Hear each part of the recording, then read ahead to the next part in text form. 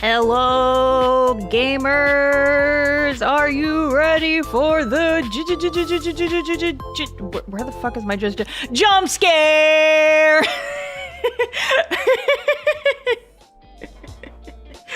Hello, gamers! Hello, gamers! Welcome to an experimental stream. Here, you know what? Let me scoop myself a little bit, make me a little bit smaller because okay, so this is like my first time ever doing a stream like this. And I didn't know where to put myself. I didn't know where to put myself. I tried like zooming in a little bit more, but then I feel like if I crop it too much, it makes it look like I'm not wearing pants. And I get embarrassed. I feel like this is good framing, but you guys can't make fun of me for making it look like I don't wear pants. I wanted to wear my original outfit today. I wanted to wear it. Because I've been using the second outfit so much. Heckin' nerd. Shut up, Sly! Also, hi. Because like I could do the new outfit, and the new outfit's nice. But I wanted to wear my old outfit. So I still have it. You have no pants and I'm making fun of you for it? No, that's the thing I'm sensitive about. Anyway, hello, gamers. Let me get my Obsidian open. There we go, my notes. Yeah, you guys saw my pants at the beginning. And by pants, I mean my skirt. It's fine. How do I hide the sidebar? That's clearly not how. I just accidentally made 2 random documents. Oh no, I just deleted a bunch of shit. And the undo button is not, oh no. Oh no. Did I just delete all the oh my god. I can't possibly have just accidentally deleted.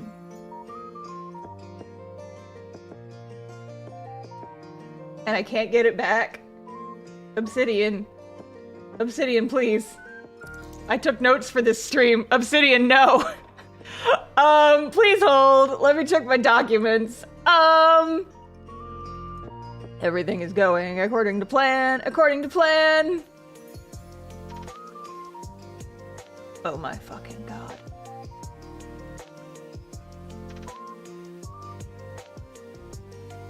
So how's everybody else's day going?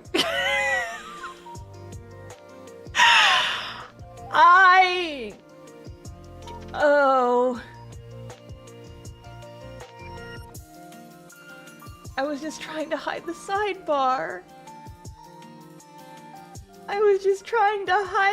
You know what? Wait, I just typed it today. It wouldn't be in my backup. Oh my fucking god.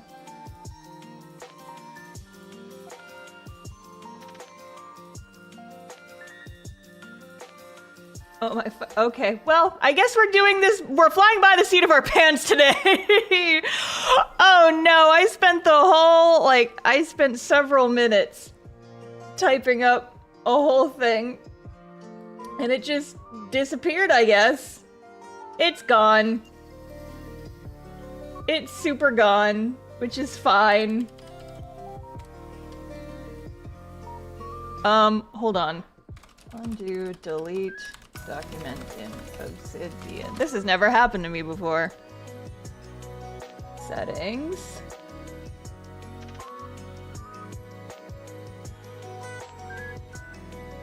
Ink. Deleted files. View. Yes! Deleted 2 minutes ago. Bring it back! Restore.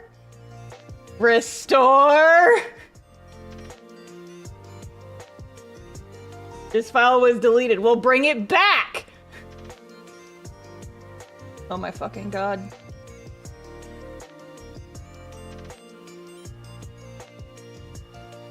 San Japan. This file was deleted. Yeah, no shit! There we go. Restore file! Okay, I got it! I got it back! We're so good, gamers. We're so cool. We're so chill. None of that happened. None of that happened. I got it back. We're good. Okay, here, you know what? 1 second. Hi, everybody, and welcome to the start of the stream. This is the start of the stream. This is the very beginning of the stream. I am maybe still learning how to use Obsidian. Yeah, hi for the first time. Definitely the very start of the stream. Anyway, so hello gamers. Welcome to my Artist Alley recap video. This is my first time doing something like this. Okay, so for I almost lost my cool there. Yeah, me too. So for those who don't know, I occasionally go to Artist Alley. And I vend at Artist Alley at like anime and comic conventions and stuff of that nature. And I like to do like videos where I do a summary of my weekend. It's like, here's what it was like vending at this convention, and here's all the good stuff, and here's all the bad stuff, beady beady beady beady bop. The problem that I've been having is that as much as I love making those videos, and as much as the people who watch them seem to love them, like I get compliments on my convention videos at cons all the time. All the time. Like, people are very nice about my convention vlogs, but here's the problem, is that they don't perform very well. And so it almost feels like my time is better spent doing other things, but I still like yapping about Artist Alley stuff, and I like talking, and I like doing that stuff. And so it's like, I still want the information to get out there, and I still want to be able to, you know, like, talk about the experience and talk about like how to do Artist Alleys and all this other stuff. But when like taking the time to script and fully edit a video for a video that I know is gonna flop is kind of, it's a little bit of a hit to my confidence, I'm not gonna lie. So we're trying something new this time, and I'm just gonna, I took some notes. I have like an outline of stuff I want to talk about. And I've got some pictures. I don't have a ton of pictures, but I have some stuff. And we're gonna like kind of slideshow through, and we're gonna talk about what happened at the con, and we're gonna talk about the adventure I went on.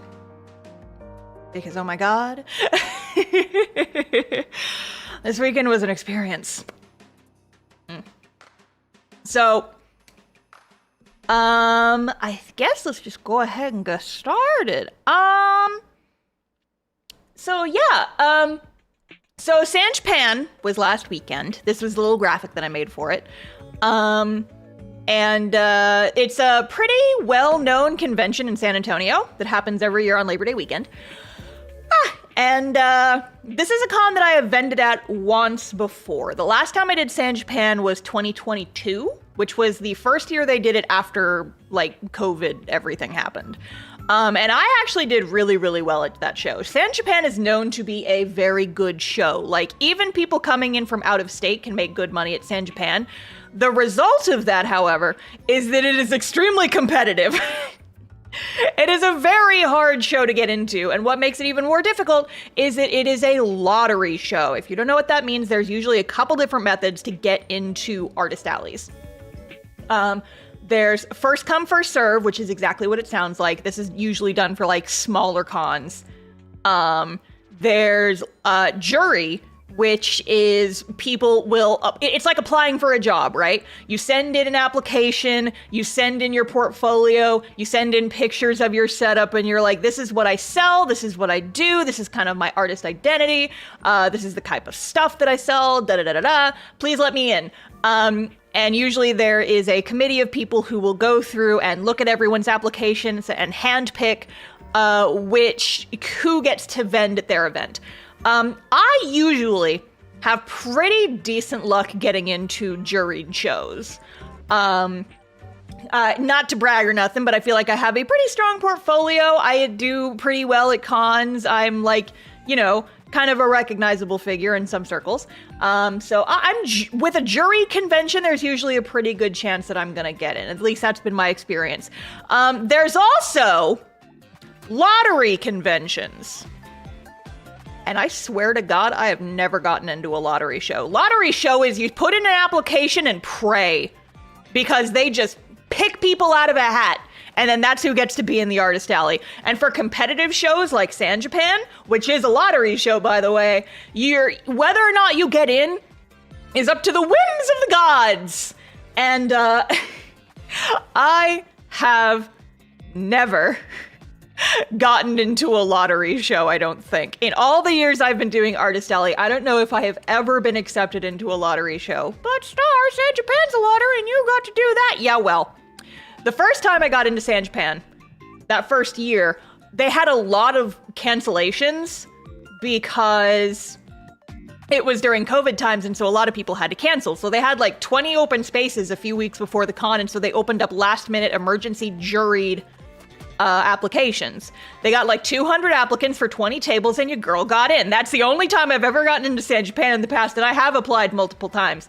For this year, I applied for the normal Artist Alley, did not get in. But San Japan has something called the Indie Artist section, which if you look at where my little arrow is pointing on this graphic over here, you will see that that section is labeled Indie Artists. And so San Japan has a couple of different types of Artist Alley tables you can get. The Indie Artist section is kind of a special type of booth. They say it's like, so you get a 10 by 10 booth instead of just a 6-foot table. You get an 8-foot table, a 10 by 10 booth, a much larger space. And it's a more expensive table, but you also get like, pretty good location in the Artist Alley. The catch is that you are not allowed to have fan art of any kind on your table. It has to all be original work. The intent of the Indie Alley is for people like me who have their own IP, their own series, their own work that they're trying to market. There's no fan art on any of these tables. And because, most people want to have fan art on their table, they didn't get a whole lot of applications for the Indie Artist section, it seems like. Bigger, better, but no fan art. Also more expensive table, but yes. Because I think the normal Artist Alley table for San Japan was like just under $300. The indie tables were like $500. So I did shell out a little bit more, which I was nervous about. But this was not my first time doing an entirely original table for my cons. I did one at MomoCon a few years ago just to see what would happen, because that was the one year I was a guest. And so the only fan art I had on my table for that one MomoCon was just like a little bit of Baldur's Gate stuff. I had Baldur's Gate stickers and standees, and that was it. The rest of it was all original, and I did pretty well at that con. Not like the best MomoCon I've ever done, but considering I was a guest and I had minimal expenses, made it work. But we will talk about how I did at San Japan. But yeah, so basically I didn't get into the normal Artist Alley, so I applied for an indie table, and the indie tables were juried, and I got in. And so, yeehaw, let's go. And like, San Japan is a good enough con usually that like people fight to get in. And so I was very excited that I actually got in. I was hype as hell. So let's talk about kind of how it went. I have my section here. I wonder if I should like put like some kind of outline somewhere. I've seen other like streamers do that. People can watch. People are gonna be watching the VOD and they'll know what I'm talking about. Okay, so first of all, the lead up for this con was stupid. And by stupid, I mean that I was stupid. I need you guys to not shame me for what I'm about to say. But so this past weekend was San Japan. 2 weekends before that was Colossal Con, Texas. And that was a local con I just drove to every day because it was only like 30 minutes away. And I went all 3 days of that con and I had a blast. I had a heckin' good time. But what that meant was that I didn't really get a cooldown period for my actual weekend. What did you do? So basically, the week before Colossal Con, I, did my standard work week. I did my pseudo 9 to 5 every day, and for like the 5 days leading up to it. And then I did Friday, Saturday, Sunday at Colossal Con. And then I was like, well, I didn't like, you know, I wasn't working technically, but I was, you know, out and about all weekend. I didn't really get any cool down time. But it's Monday, it's my work week again.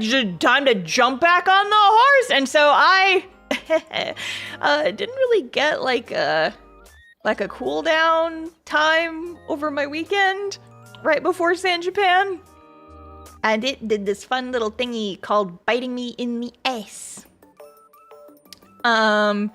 Where I, you know, like Thursday, I worked Monday, Wednesday, Tuesday, Wednesday, and everything was fine. And then on Thursday, my body went, Captain, we've been trying to get her to rest, and she will not stop working. What do we do? And then the inside out people in my brain were just like, she's not gonna stop.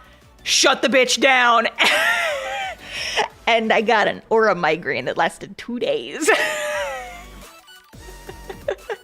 Oops. Oopsie doodles. Now, technically, the aura, the actual, like, visual part of the migraine only lasted, like, an hour. Because those typically don't last very long.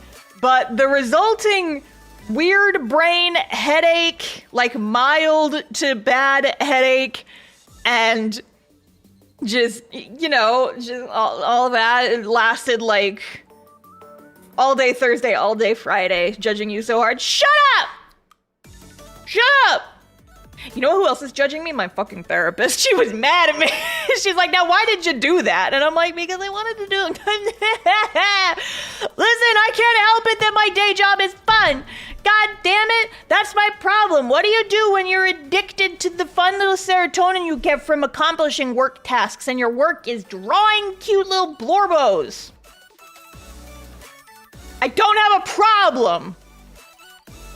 Also, because I missed this, Marnie Cafe and Oscar, I'm sorry, I do not know how to pronounce your last name, but thank you for joining the membership. Appreciate it. Thank you. Judging McJudging. Shut up, Holly! Shut up. Anyway, you have a problem? I've got many problems. Don't even worry about it. Anyway, so I basically got a little bit fucked up. My body was just like, shut the bitch down. And so I basically just was like, okay, well, here's the thing, is that I've got a big con, in parentheses, San Japan, coming up in a couple days. And I really, really need to be on my A game for this show. And, you know, not be a zombie. Not like going into the start of a weekend being a zombie. So I ended up the week leading up to San Japan. I spent the days like packing, working on my display and stuff, and just working as little as possible, and it felt awful. Thanks for asking. I was just like watching my comic buffer dwindle away, and now I get to play catch up for the next couple weeks. So that happened. But yeah, so just like the days leading up to it, it was just like, you have to rest now, or else you're going to be a total zombie at San Japan, and we can't have that.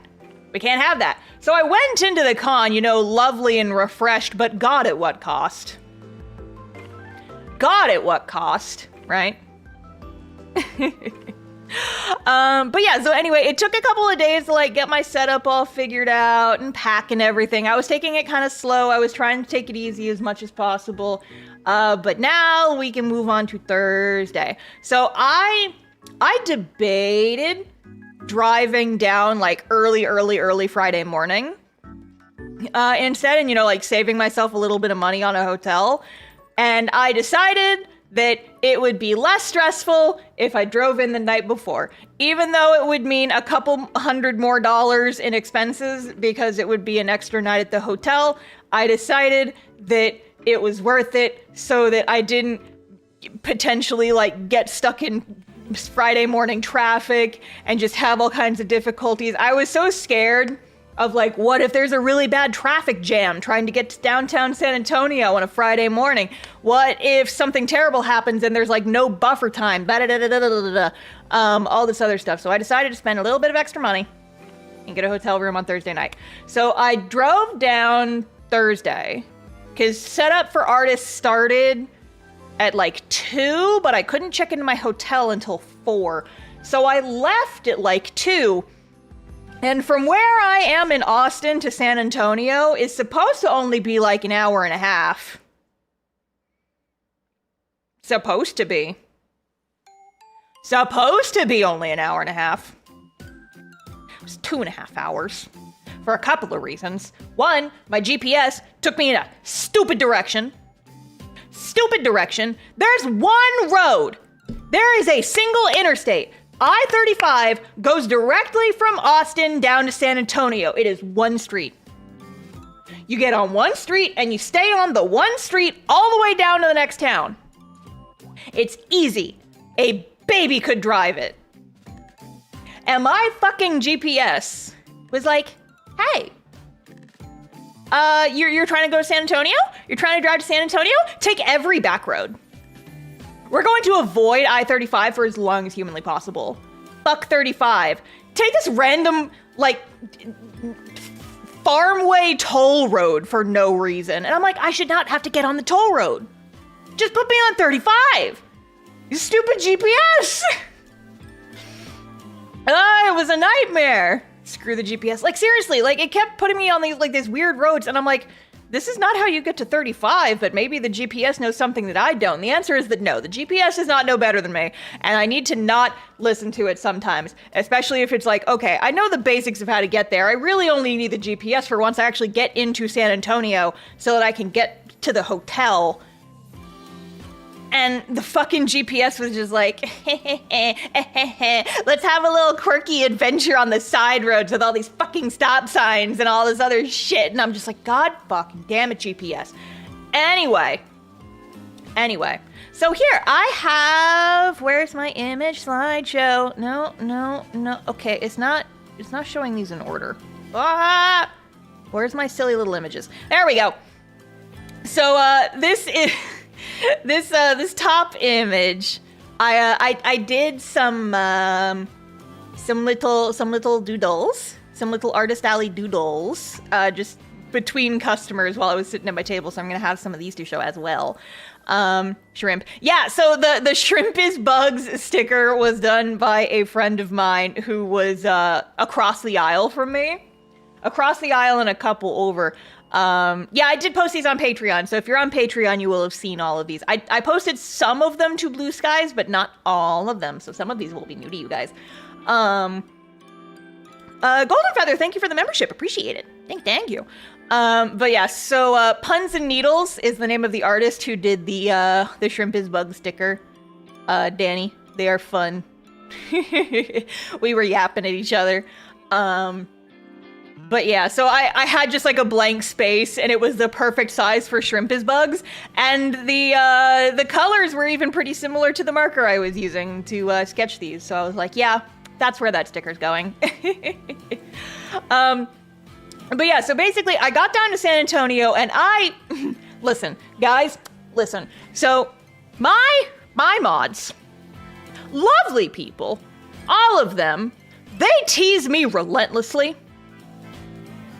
So much about the fact that I ran out of books at my last couple of conventions. And they kept bullying me for that. They were like, Star, why didn't you bring more books? Da-da-da-da-da-da. Why didn't you bring more books, stupid? You're popular. You need to get more books. You need to bring more books. You're a niche internet micro-celebrity. You should bring more books. And I'm like, do you know how much it costs to ship books / bring them on a fucking aeroplane? It's expensive. And my books are heavy sons of bitches. Like, Cast Off Volume 1 is almost a pound. It's a chonker of a book. And it's only like 200 pages. It's a chonker. No, don't listen to them in chat. Don't listen to the mods in chat. They're lying to you. So what happened is I ran out of books. I ran out of how to webcomic books at C2E2 on like early Saturday. And then I ran out of both books, How to Webcomic and Cast Off Volume 1, by like Friday morning. of MomoCon. Like, MomoCon's 4 days. It starts on Thursday and goes through Sunday. And by before lunchtime on Friday, I was out of all my books. All of them were gone. And so my beloved moderators in charge of keeping things, you know, on track and on target have been relentlessly bullying me for the fact that I ran out of books in my last two cons. And they were like, Star, you better not run out of books. You better bring so many books or we're gonna make fun of you again. And I was like, nah. Yeah. So I was fucking determined to not run out of books at this fucking con. Okay, so here's the thing, is that the nice thing about San Japan is I can drive there, which means that I can fit as many books as my little hatchback can carry. This is less than half of what I brought. I brought 2 boxes of every book I had at that fucking con and a big old box of B-grade books. This is my gay little wagon, by the way. My mom got me this wagon for Christmas one year, and I've been using it for local shows. The problem is that the gay little wagon gets real heavy when you put like hundreds of pounds of books in it. So you have to picture me, pushing 2 suitcases. Like, I have all my display stuff and all my other merch in my suitcases. I have 2 suitcases, and each one is probably about 50 to 60 pounds. I'm pushing the suitcases, and I'm pulling like 150 pounds of books in a wagon. And it is 100 degrees outside, and it is like 5 p.m. And I can't find the entrance to the convention center because, okay, yes. Okay, so this is the convention center / hotel where San Japan takes place. And that little, I don't have a pointer. Hold on. What's like a random JPEG I can use as a pointer? Do I have anything like that? Do I have just like a random PNG I can use as a pointer? Hello? Do I have anything I can use as a pointer? You know what? Here, I'll use my lapis sticker as a pointer. Here, because it's small. Okay, so like over here, there's like, it's behind the tree so you can't see it, but there's like, there's doors over here. And for the last couple of years, that's where the entrance to the convention has been, because like there's a hotel here, right? Like this is the hotel, this is the convention center, and the convention center kind of wraps around the hotel. So this is where I'm used to coming in, but over the last few years they changed the layout. So now the entrance to the convention center is not here, it's like way over here. It's on the other side of the hotel. I'm gonna put her away now. Actually, she can stay there. That's my little lapis pointer. So I went, like, I parked across the street and I went over here, only to find out this was no longer the entrance. And so like I go in through the lobby of the hotel and I'm tired and I'm sweaty and it's 100 fucking degrees out. And I'm just like, where the fuck is the entrance to the con? I'm lugging like 300 pounds of shit with me and I'm tired and I'm hot. Thankfully, a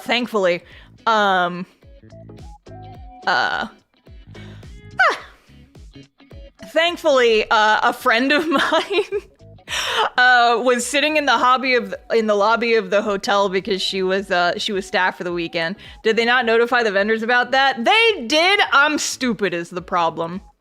And I made an assumption and my assumption was wrong. But anyway, so a friend of mine spotted me and I was like, hi, where the fuck is the con entrance? And he was thankfully able to point me in the right direction. I was like, oh, thank God. So I got over there and then I'm moving my shit. So here's the Fortress of Solitude, as I've been calling it. So this is an 8-foot table. The average artist alley table is usually about 6 feet. But this con was nice because they gave us 8-foot tables for the indie booth, and so I had a little bit more space. the Fortress of Staritude. I've been calling it the Fortress of Sailitude all weekend. One, because... Oh, yeah, thanks for the reminder. Sorry, I'm not paying attention to chat. Monty Red Dragon, thank you for the super chat. Keep on trucking, Star. You got muscle. I don't have muscle, but I appreciate you for helping me cope. I used to have muscle. I don't anymore. And it was very difficult getting all my shit inside, but I did eventually get my shit inside. And so this is my fortress of all original stuff. It's the Fortress of Sailitude. But yeah, so like my walkway to get behind the table, I just I put my banner in front of it so no one would try to sneak behind my table. And then this is where I sat all weekend. This is my little drive-through window. And it was a nice weekend. It was a nice, like, little booth that did its job. I had my box of, like, B-grade books over here that people could rifle through. I had grab your own stickers. I had all my books lined up all pretty. I had my little picture frame that, like, cycles through pages of cast off to, like, kind of draw attention because it's, like, constantly moving and, like, flipping through pages. It's fun. It's fun and cute and fun. And I like my fortress. I like my fortress. I think I'm going to be making some changes for my next con when that eventually happens. I think what I want to do, instead of just like having stacks of books like this, I want to get like one of those book display racks that's like 3 shelves vertically, and I want to be able to put my books on that just to keep them a little bit more condensed. But for this con, it worked out. Eventually, we will be changing things, but for now, this worked. The little screen to show off cast off pages is so smart. Thank you. Yeah, I like to have something with a little bit of motion on the table because I feel like it draws attention. I am a huge advocate for have some kind of little screen at your table because people will be drawn to it and people will look at stuff. And it works out really well for me. It's not a cheap addition to the table. The frame itself was like $60. What cost more was getting a battery pack that works for it because I could not find a picture frame like this that works off of battery power.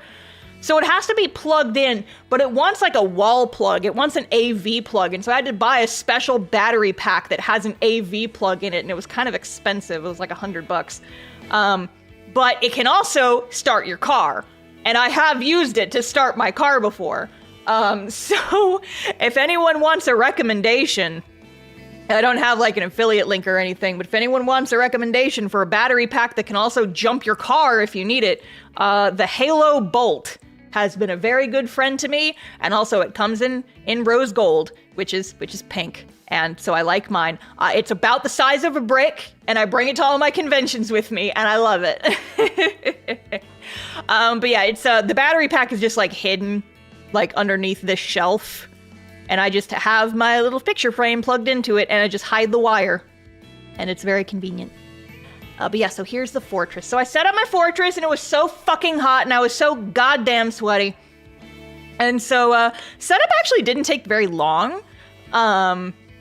Which I was grateful for. I always rehearse my like table setup just in my living room, just on like a normal, like a folding table that I just have.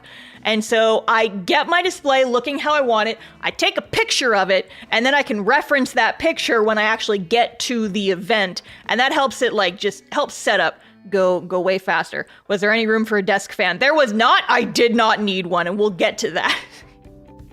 We will get to that. Corgi Gobert, thank you for the super chat. Went by your booth Saturday. Went as Fallon with Marcel powered by Buc-ee's. Yes, Buc-ee's. I saw a lot of people with Buc-ee's merch. The joy of doing cons in Texas, right, is that the people love Buc-ee's. But yeah, so I did set up on Thursday. Centaur Works, thank you for the super chat. Ever since I saw the Letters from Alveria art book on Blue Sky, I've been praying for copies to still be available. Don't worry, there will be. Spoilers, I sold like one of the Letters for Alveria art book, and I brought like 50. I sold, I think, one the entire con. So I think that like, I don't regret printing those. I just think that maybe the general convention audience is not interested in those books. Those are better targeted towards my existing audience, so I don't know if I'm going to bring those to cons anymore, but there will be plenty for the people online who want them. Those are going to go up, if not this week, then next week. So just keep an eye out. I don't think I'm in any danger of running out of those. I can't foresee 100 of them selling immediately. But yeah, we'll get to that. We'll get to that. Anyway, so I checked in. So after setup, I went and I got checked into the hotel. I stayed at the hotel that was attached to the convention center, which was very handy. Because so there's a parking garage right across the street from the convention center. And I thought about parking there because it is an overnight, lot. And it's only like $10 a day. And I thought about parking there all weekend. But I decided that I kind of wanted the security of being in like the secure underground hotel like parking. Even though it was like $30 a night. It was easier to access because it meant I didn't have to go out into the universe to get to my car, which ended up being very handy. It was much easier to get shit in and out because there was an elevator that didn't involve me going up a shit ton of ramps with my heavy ass shit. But yeah, it did end up being more expensive, but that's the price you pay. Danny Purcell, thank you for the super chat. I had some friends who went to San Japan and recommended you to them. It was refreshing to see people bought stickers of your Blorbos, Mr. Damatsu. Yeah, I actually, someone came by the table and said, hey, my friend told me to come by. And I remember that, like, they said your username, so very cool. Thanks for shilling for me. Appreciate it. But yeah, so I parked at the, just the hotel lot, and I ended up really appreciating it, even though it was way more expensive. Sometimes the extra fundage is worth it. But what ended up happening was it was like 5:30 at this point, and I was so fucking sweaty. I was exhausted, and I had dinner plans. So I'm like, I need to not be stinky. And so I checked into my hotel. I brought everything upstairs, which at this point, okay, so I had my 2 suitcases, right? Hang on, let me, beep, boop, beep, boop, beep, boop, beep, beep, ba-doop, boop, boop, ba-doop. There. I had my 2 suitcases, right? 1.5 suitcases was convention stuff. Half of one of my suitcases was just shirts, pants, underpantaloons, and it was just like my toothbrush and shit. And so I had to bring one of my suitcases up. It was just so funny because once you take all of my, I look like I travel like so intensely. I've got 2 suitcases, I've got a whole wagon, and then by the time all the convention stuff is taken out of it, it's just like, I had like my hardback suitcase open on the floor next to the bed, and it was just like 4 t-shirts, a pair of pants, just like kind of tossed into the bottom of this very empty suitcase, and it just looks so funny. It just looks so funny. I didn't take a picture. I should have. It's just, the clothes are such an afterthought at cons. I'm just like, I don't give a shit what I'm wearing. My clothes don't make money. My silly little keychains do. But yeah, so I went back to the hotel. I took a quick little shower, and then I went to dinner with a friend. Why is this? That's broken. I need to not be using a chapstick tube as like a fidget toy because I'm gonna break it. But yeah, so crossover event of the century. A certain other YouTube friend was just like, hey, actually I initiated. I was like, hey, if you're going to this con, do you want to go dinner one night? And so we decided on Thursday. And then, yeah, just like some heckin' gremlin stole my sketchbook while we were there and just drew a bunch of Vespers in it. Friggin' gremlin. Just stole my sketchbook, and then I stole their sketchbook, and we were just drawing and yapping and talking, and it was fun. Where's my water? I'm thirsty. Oh yeah, I have a new water bottle, by the way. Do you guys remember how I said that I broke my old water bottle? I got a new one, and it's got pictures of my Blorbos all over it. I'm so excited. Take a sip.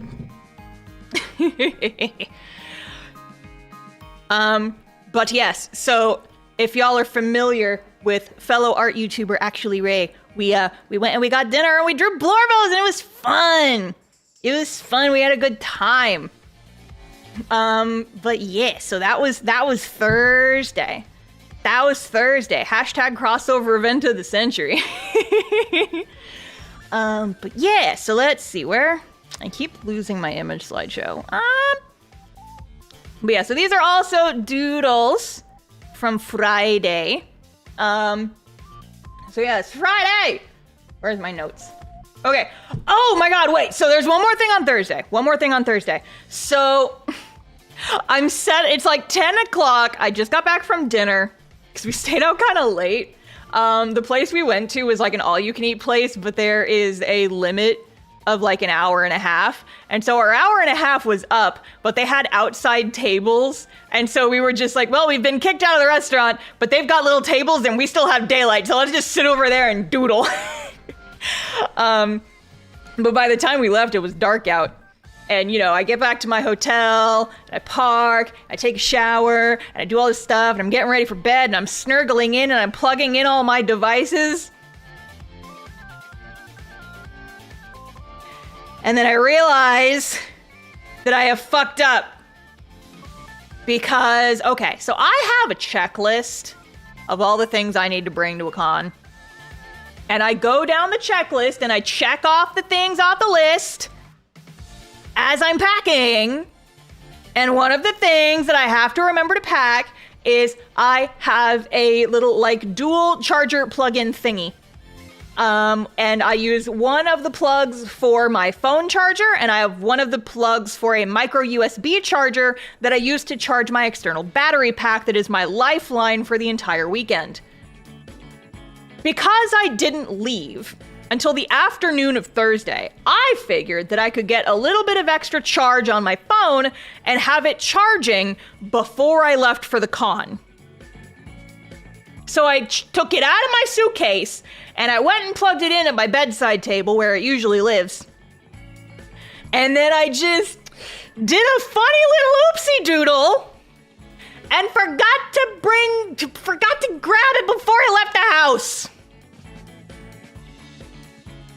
So I forgot my phone charger and the charger for my external battery pack during a 3-day event when I was going to desperately need both.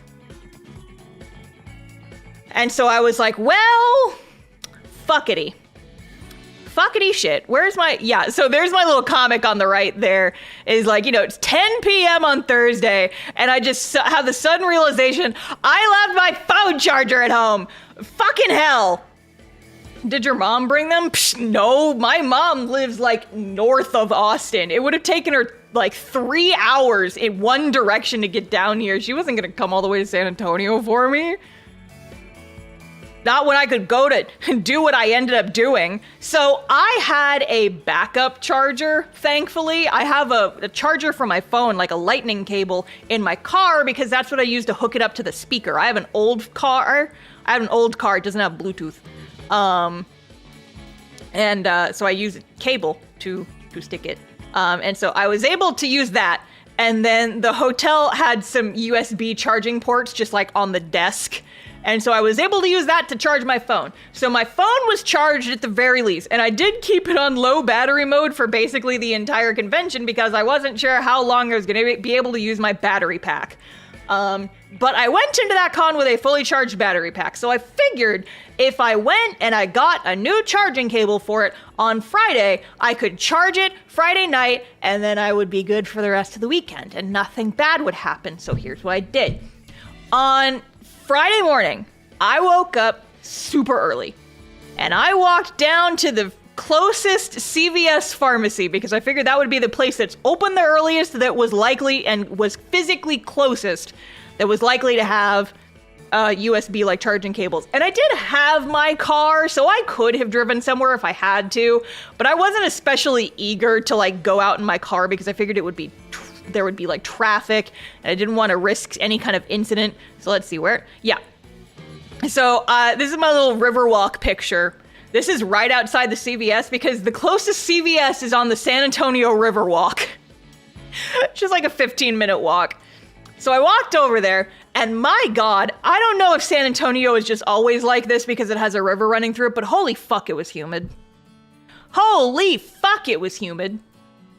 And so I'm like, early morning, and I'm walking around, and I walk over there, and I get to the CVS, and I'm looking for, charging cables. I need specifically a micro USB cable. And I'm looking for one, and I'm looking, and I find the little section with all the power cables, but for whatever reason, they don't have any basic bitch charging cables. They don't have any, like, all of them are like 3-in-1 fancy ass charger cables, $30. And I'm like, my God, do they not have just like a normal ass micro USB charging cable for like $10? Do they not have anything like simple? And so thankfully there was a store clerk who was kind of watching me look over everything, and I kind of got her attention. And I was like, hey, do you have any like, this is not the word I said, but I'm like, do you have any like basic bitch micro USB cables? And she's like, no, the ones on the shelf are the ones that we have, unfortunately. And I'm like, these are all so fancy and they're kind of expensive. I just need an emergency cable because I came in from out of town and I forgot mine. And what she ended up saying was, I'm like, I'm still looking over the ones on the displays, and she brings out just like, it's a very short cable. It's only like 6 inches. And it's not like in a box or anything. She's just like, here, do you want to take this one? And I was like, what do you mean? And she says, this one fell out of a package at some point because the packaging that these come in is not great, and they fall out of the packaging all the time. And then we can't sell them like this, so we just have a small pile of these behind the table. If you need just like an emergency charger, you could just take this. We're not gonna charge you for it. And I'm like, are you sure? And she was like, yeah, it's fine. And so I was like, oh my God, you're an angel sent from heaven. Thank you so much, I appreciate it. So I take my new little charging cable. I'm like, okay, sick. So that means that I can go home tonight and I can charge my battery pack, and then everything will be okay. Spoiler alert. Well, let me find my image again. I keep going about this the wrong direction. Spoiler alert. I went home to charge it Friday night, and it did not charge. So I walked all that way, and I got a free charging cable, and then the free charging cable did not work. And I was like, great. Fun shit. So, I go all day Friday thinking, yippee, I can use my charger, I can use my battery pack for the whole weekend, and I'll be fine, dandy. And then Friday night, I go to charge my battery pack. It's at like 50% charged at this point. And then it's like, I plug it in, I go take a shower, I come back out, and it has not charged at all. And I was like,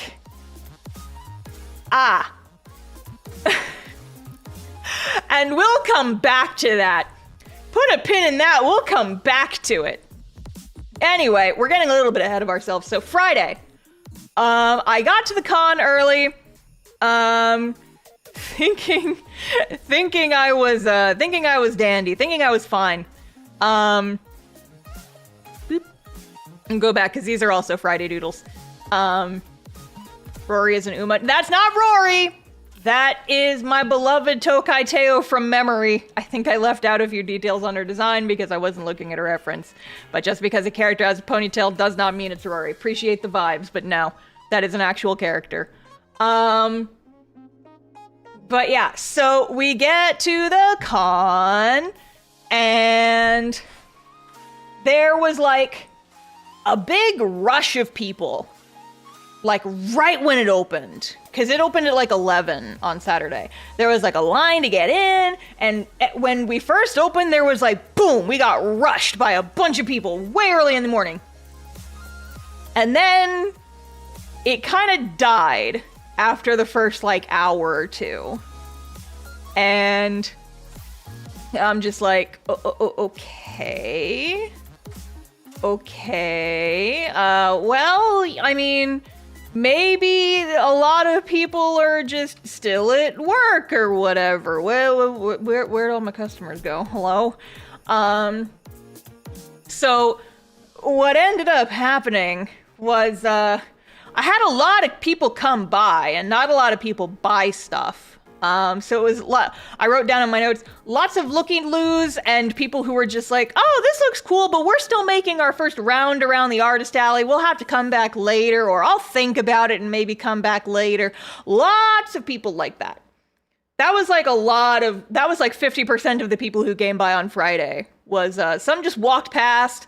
Some were just like, oh, I'll think about it and I'll come back later and stuff like that. Which, okay, I don't begrudge people who do that, because I do it too. I am also very much the type of, you gotta see everything first, and then you come around and buy stuff later. Or just, you know, like, you gotta think, it's like, maybe it's like, okay, I kind of want this thing, but it's a little bit expensive, so if I still want it tomorrow, then I'll come buy it. So, like, I never begrudge people who do that. I never, like, scowl at people as they're walking away for, like, not buying anything. I'm like, oh, how dare you? I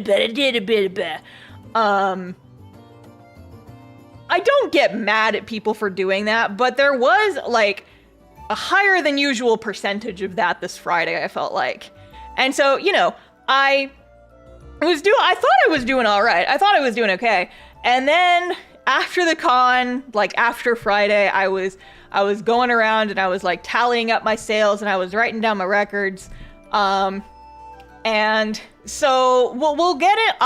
At the end, I'll get into my numbers. And I know that I am doing that the show is going to be good. I can usually tell by Friday night how a show is going to do.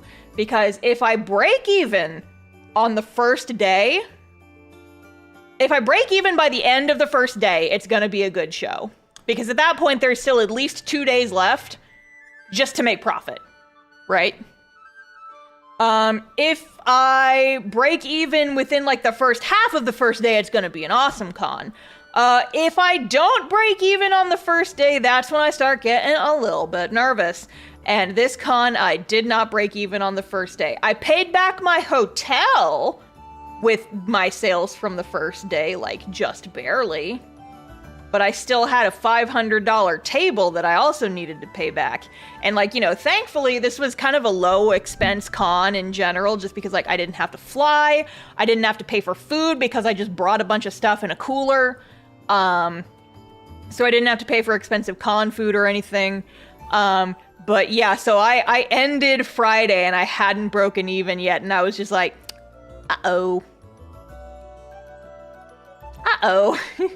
And so I was worried, like, okay, is it me? Is it just that there weren't a lot of people here today? Maybe everybody in the artist alley is having a bad time because, you know, it's Friday and Fridays can be kind of a hit or miss. La-di-da-di-dies. Like there's a lot of circumstances and factors that go into whether or not you're going to perform well.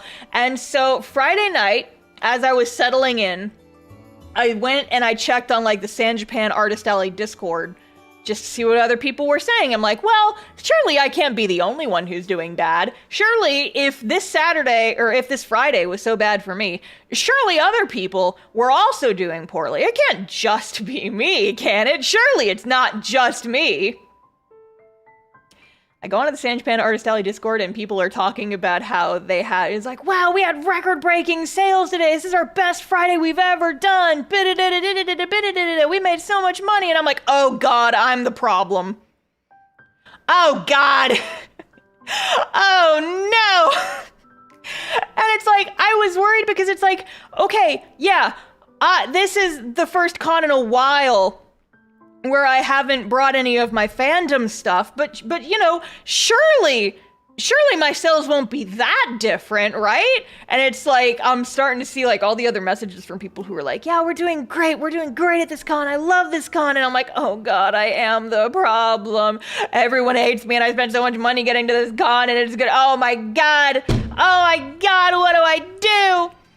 Oh my God, I'm boned! And I was like, so I went to sleep on Friday, kinda nervous. I was like, uh-oh. Uh-oh. And I was like, I don't, like, people kept asking me, like, I was talking to people on, like, Saturday morning before the con started, and they were like, so how'd Friday go for you? How was your first day? And I was like, I don't want to bring the vibe down, gang, but that's the worst Friday I've done in several years. I don't think I've had a Friday that bad since Anime Austin, and that con had less than 1,000 people go to it. Oh, no! And so it was not a great Friday by any stretch of the imagination. Like, I didn't even crack $1,000 on in sales on Friday, and for me, that's not great. That's not great, especially considering my expenses for this con were like $1,600. Not even breaking $1,000 on the first day was just like, uh-oh, uh-oh. I know for some folks, like, making $1,000 on the first day would be incredible, but for me, it's not even enough to pay back my hotel fees, and so I was getting kind of nervous. Anyway, I also didn't get as much sleep as I wanted, because one of the foods I like to make for cons is I have this recipe for, like, sausage and cheddar biscuits that I like to make before cons because it makes a ton of them, and then you can just munch on them all weekend, and it's great. I don't know for certain, but I'm fairly sure that my cheddar and sausage biscuits betrayed me, because I woke up at 2 a.m. with really, really bad tummy cramps. And it was either that or the instant ramen I had for dinner, and I had instant ramen for dinner all 3 nights I was there. So I'm pretty sure it was my sausage biscuits that betrayed me. I think maybe those bitches needed to be refrigerated, and I did not have them refrigerated, and then they betrayed me. And so that was cool. He's like, oh man, I'm glad I brought more snacks, but that's a bummer. I love my fucking sausage biscuits. They're tasty. But yeah, also social media was very interesting on Friday night. I woke up at 2 a.m. with tummy cramps, and I was looking at blue sky just to, like, try and lull myself back to sleep, and there were some interesting things happening on social media in general Friday night of San Japan, but we won't go into that. If you know, you know. If you don't even worry about it. Don't even worry about it. Saturday. Oh yeah, let's talk about these doodles really quick, actually. So I drew my Fortress of Solitude. I drew my fortress. This is me and my fortress. This is what it looks like. I just, like, peek up from my little fortress, my little drive-through window. I'm just like, hello, welcome to my fortress. And then at the con, so it was fucking sweaty, like, outside all weekend. You step outside and it's sweaty, like, all weekend. And so, but the inside the convention center, they were fucking blasting that AC. It was frigid. And, like, you know, it makes sense. And I'm very glad that they were blasting the AC, because you got people running around in costumes. You've got, like, crowded hallways. It would have gotten really hot really fast if they had not been blasting the AC. But they were blasting the AC. And I did not bring a jacket to this con. And so I was fucking sitting there freezing my buns off. And so I ended up using my spare tablecloth. I have a tablecloth that I use to cover up my display at night. It's just like a black tablecloth. And I used it like a sexy wizard cape. Because it wasn't very thick, but it was better than nothing. And I did just, you know, wear that like all day Friday. So I have my tablecloth blanket. And then this was the most depressing part of the weekend, is that, like, I swear to God, there were so many cute Uma Musume cosplayers, especially on Friday. And all of them were passing by me on the other side of the aisle, far away enough that I didn't want to scream at them. But they never would, like, you know, usually when you do a con, you, like, walk up one side of the table, and then you walk around the other side, and then you walk up, and then you walk down. You hit both sides of the hallway. But for some fucking reason, the people they were going down the other side of the aisle, and then they would never circle back around to mine. And I swear to God, this happens at every single con where you see a cosplayer that you want to compliment and they just never make it to your side of the booth or to your side of the aisle. But it kept happening with cute Uma cosplayers, and I wanted to yell at them and be like, come back and let me love you. But none of them ever walked past my booth, and I was so sad. I'm just like, come back and let me love you. God damn it. God damn it, this happens at every single con.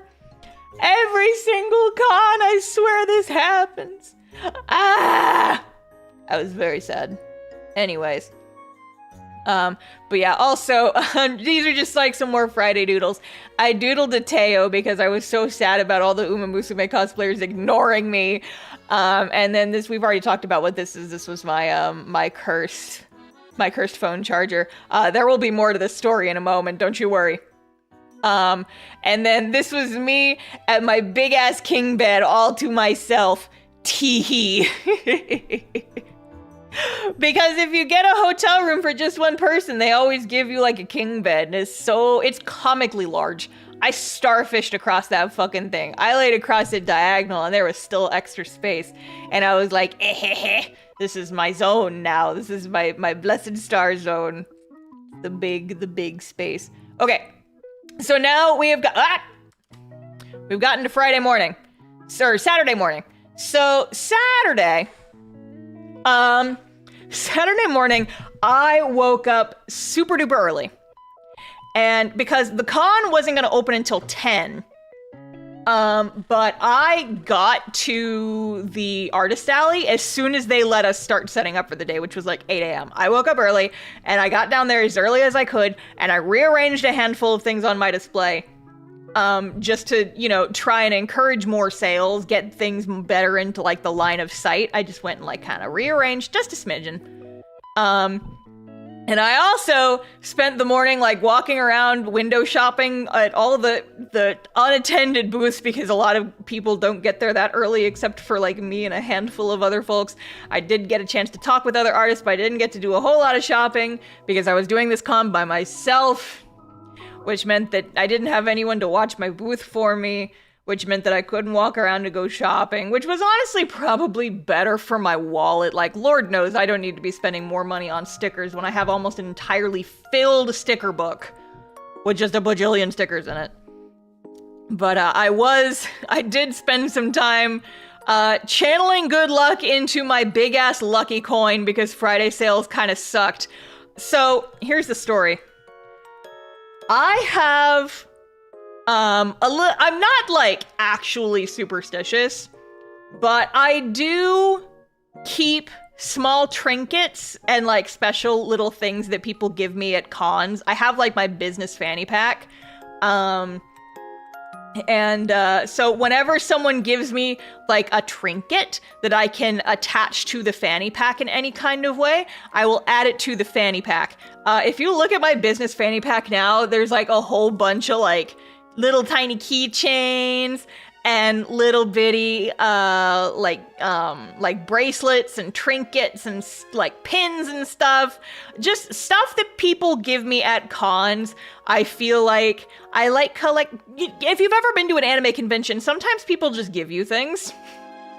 Because nerds are generous people and they like kind of the performance art of like giving things away that go with their costumes or like do these other little things. It's like trinket trading at Ren fairs, things like that, but they'll just give you things. And one of my lucky trinkets that I keep in my fanny pack at all times is I call it my big ass lucky coin. And the lucky coin is it's a silver dollar coin from like 1971 or 72 or something like that. It's got a white man on the front, just like all of America's currency, but on the back it's got a picture of a fucking eagle on the moon. And it's rad as hell. It's rad as hell. Hang on, let me see if I can find it. Silver dollar eagle moon. Yeah, it's Eisenhower. It's an Eisenhower silver dollar, but you look at the back of it, it's got like a fucking eagle on the moon and it's sick as hell. Let me find can I just copy paste this image? Can I drag and drop? Yes! So, where'd it go? Where'd it go? I had it for a moment and then it disappeared. Hello? Okay, yeah. So, where did it go? It disappeared. Okay, I'm gonna drag this onto the screen and then I guess I just can't. It does not want to be dragged onto the screen. I guess I have to save it first. Hold on. And then I'll drag it onto the screen. There! So this is my lucky coin. And then this is the artist rendition. But this is my lucky coin. It's an eagle on the moon. And I swear to God, this coin is fucking enormous. It's huge. And it is made with pure silver. I've talked to some people at cons, and they say I could probably sell this dollar coin for like $10, $20, even if it's in kind of shitty condition, because it's silver. It's a silver dollar from the 70s. That's a 50-year-old coin right there. And someone, you know how I got this lucky coin, gamers? Someone just put it in my fucking tip jar at a con once. I'm not kidding, someone just put it in my fucking tip jar. At like AWA a couple years ago, Anime Weekend Atlanta. And I've just had it in my fanny pack ever since. And so sometimes I play with it like a fidget toy, and it's my lucky coin. My big ass lucky coin. And sometimes I play with it for good luck. Big tipper, apparently. I've also gotten several $2 bills. And now I'm just like, well, I guess I just have this now. I just have a $2 bill now. People at cons will give you weird things, like strange currency.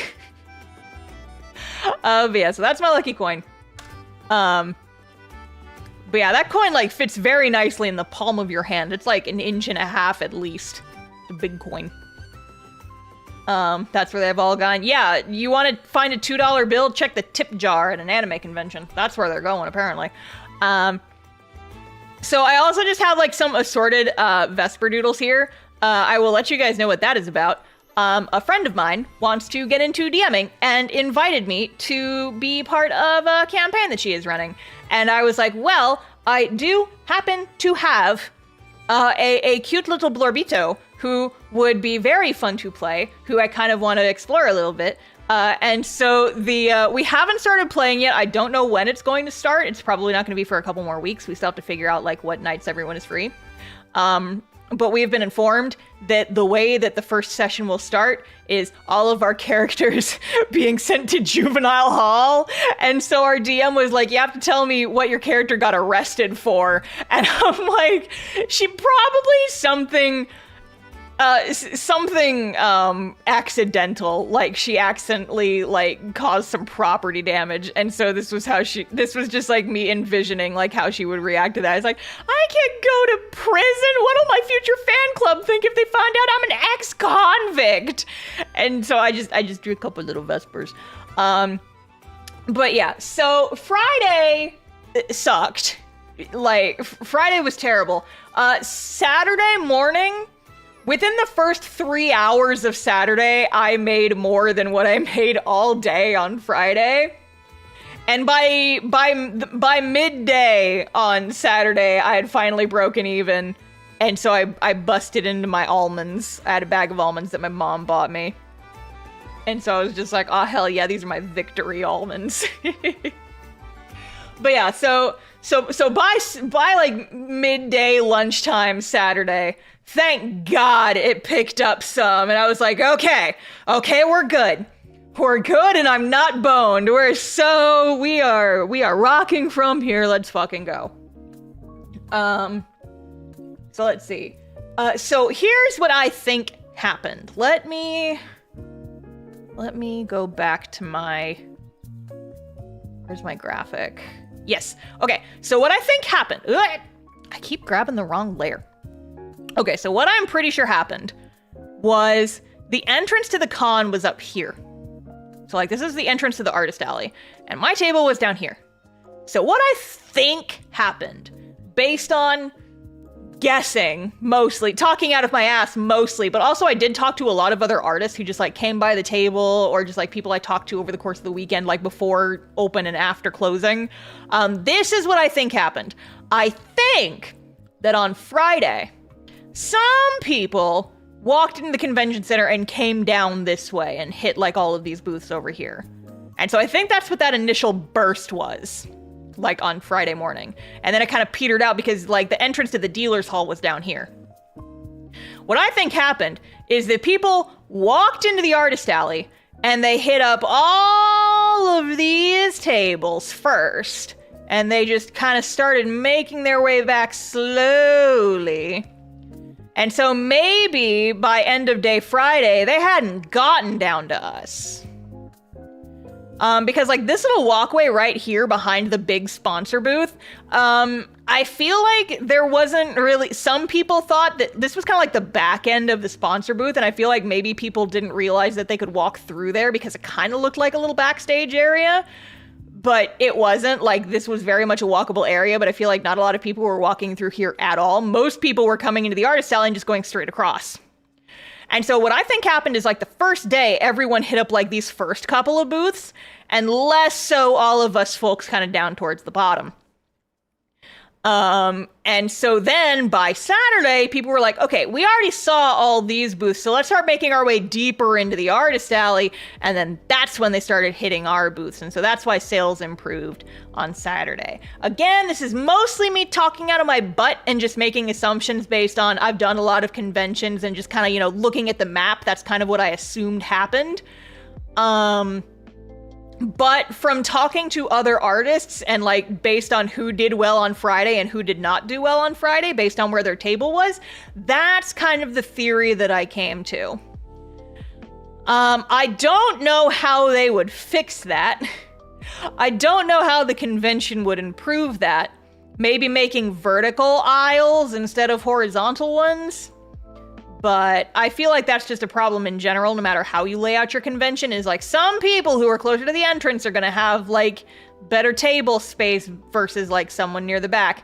I feel like maybe the only way to fix that is, I remember Rose City Comic Con had multiple entrances. There was like an entrance here, an entrance here, and an entrance here.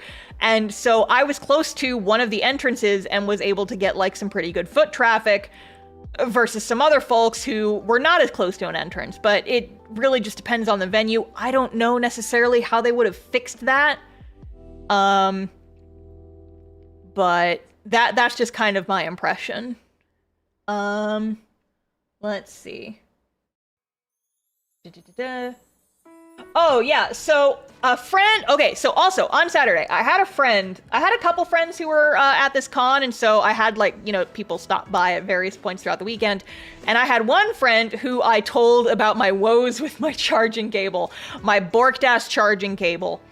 And she said, I have an extra charging cable and an extra battery pack you can use if you need it. And I said, well, if you have an extra cable, one that will hopefully work, then I could just use that and charge my battery pack on Saturday night, and then I'll have it for Sunday. But I'll go ahead and take the battery pack just in case. So I borrowed her charging cable, and then Saturday night I went back to my hotel room, and at this point my battery pack was fully dead. I used it to get me through a little bit of Saturday because my phone started running low on battery. And I tried to charge my fucking battery pack, and I plugged it in, and it seemed like it was charging. And then I woke up the next morning, and the little screen said 0% charged. And I'm like, are you fucking kidding me? So it turns out that the cable that the person had just given me was not broken. My battery pack was broken, which was so much worse. Because, you know, a cable you can replace for like 10 or 15 bucks. That battery pack was close to 100, and I love that battery pack. It's a delightful battery pack that has served me for many, many years, and the best part about it is it has little dongles for every single type of charging cable you could possibly need built into it. So you don't have to bring the cords. You can just pull out the cable from the battery pack and just plug it into whatever the hell device you need, and it'll just charge it. And my battery pack seemed to be busted. And so I was just like, no, my dreams. So, okay, we're gonna flash forward a little bit, and I'll go ahead and tell you guys how this ended. I don't think that the cable they gave me was busted. I don't think the cable my friend let me borrow was busted. I think that my battery pack just needed a micro USB cable with a little bit more oomph to get it to actually charge. Because, okay, so this is a very technical term, but the charger I always use for that battery pack is not just a cable. It's like a USB to micro USB like charger cable, but it's got a little thingy on it. It's got like a little cylinder just in the cable that's like about the diameter of a quarter. And it's just like, it's like if a tube of quarters that was about 1 inch long was just part of the cable, about like 2 inches from one of the sides. It just has a little thingy. And I'm wondering if maybe the thingy is like some kind of power converter that just gives it a little bit more oomph. And like a normal USB micro battery charger doesn't have enough oomph to actually charge the battery, which is why neither of those cords that I was lent worked. But then like I brought it home and I tried putting it on the charger today and it charged all the way. So my battery pack is not broken, but I did definitely spend several days thinking that my poor beloved battery pack was broken. It's apparently not. I just need to remember to bring the exact specific charger for it, or else I'm fucked. Because it only likes this one charging cable with the extra dongelito on it. I don't know. There's probably a more technical term for it. I don't know what the technical term is. I'm very smart with technology, you guys will know this. Anyway, so I spent several days, I spent the last days of the con thinking that my poor beloved battery pack was dying. And that I would never get to use it again and I was going to buy another one. Thankfully I didn't, but I thought that for several days, which is what this doodle up at the top is. The technical term is dongle. Yeah. I think it's just dongle. Yeah. It's a dongle. It's a dongelito. It's a very good and technically apt term for it. Yippee! But yeah, so that's what this doodle was about. This is a doodle of me with my new water bottle. So I have a Wonder Bottle, which is what I've been calling it. It's from the Owala brand. I just bought it from Target, but it's cool. It's got like a normal water bottle spout, so you can just like tip up the bottle and drink it. But then it also has a little spout where you can just sip it, and it's got like a straw, so it's like a sippy cup for adults. And that's how I use it 99% of the time, is I just have a little sippy cup. And so I drew my little sippy cup. And it makes me giggle. I like my adult sippy cup. I have it right next to me, actually. I take a sip. Teehee. My little sippy cup for adults. I fucked it up. I got water on my screen. Womderbordel. Yeah, it's the technical term. Dongelito, Womderbordel. Very technical terms here. I think it's a ferrite cylinder. It helps keep electrons from escaping the wire, as I understand it. Interesting. Maybe. I'm gonna look this up real quick. We're all gonna learn something today.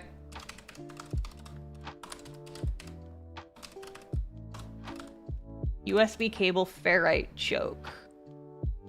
Yeah! Yeah! It's one of these fucking dongelitos. Let me save it and then... Oh god, it's a WebP. Is it actually gonna work? Aha! See? It's these. It's the dongelitos.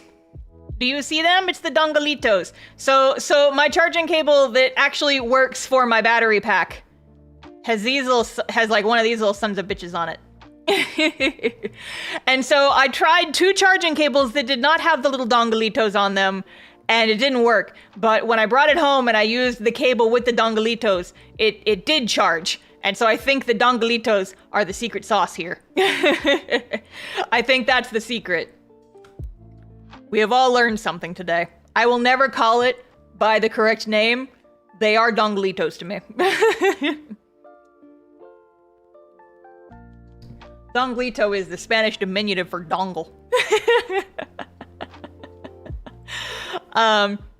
But yeah, and then also, like, you know, praying to my lucky coin worked on Saturday, so I was like, lucky coin, give me strength for one more day, because by Sunday I was getting kind of tired, I was getting kind of eepy, but I'm like, I still have one more day, I have one day left, I gotta make it through one more day. And yeah, so I needed something to fill the space, and so just, you know, people at conventions are always so nice to me. People at cons are so nice to me. They come up and they're like, oh my god, I love your videos, or oh my god, I love your comic, da-da-da-da-da. And every single time I'm just like, people like me, people know that I exist, oh my god, what the heck? What the heck? And so I'm just like, people at this con being all nice to me, whatever, what the hecky? I just drew a little thing. And then I was talking to a friend earlier on in the weekend, and we were talking about just like social anxiety and like vending at cons and just stuff like that.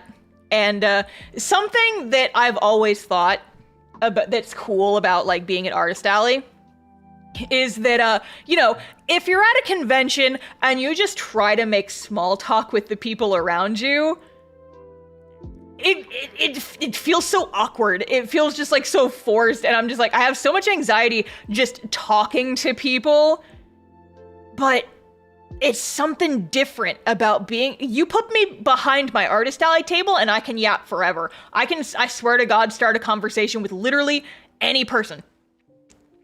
And so what my joke has been for a while is that the Artist Alley table is a magic item that gives me a +2 to charisma.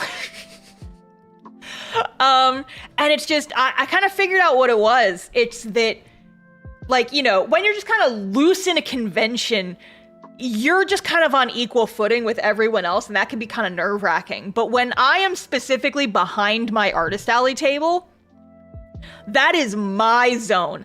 I am in control of this zone. This is where I live for this weekend, and people are coming into my zone that I control and talking to me. It's like people are coming up and choosing to engage with me because they want to buy something, because they want to have a conversation, because they know me and they want to say hello. Whatever version it is, there's kind of a power differential there, right? It's like I am the one in control of the space and other people are coming into my space. They're making that choice. They are coming up to me. And just that subtle little difference means a world of difference insofar as like how easy it is to actually interact with people.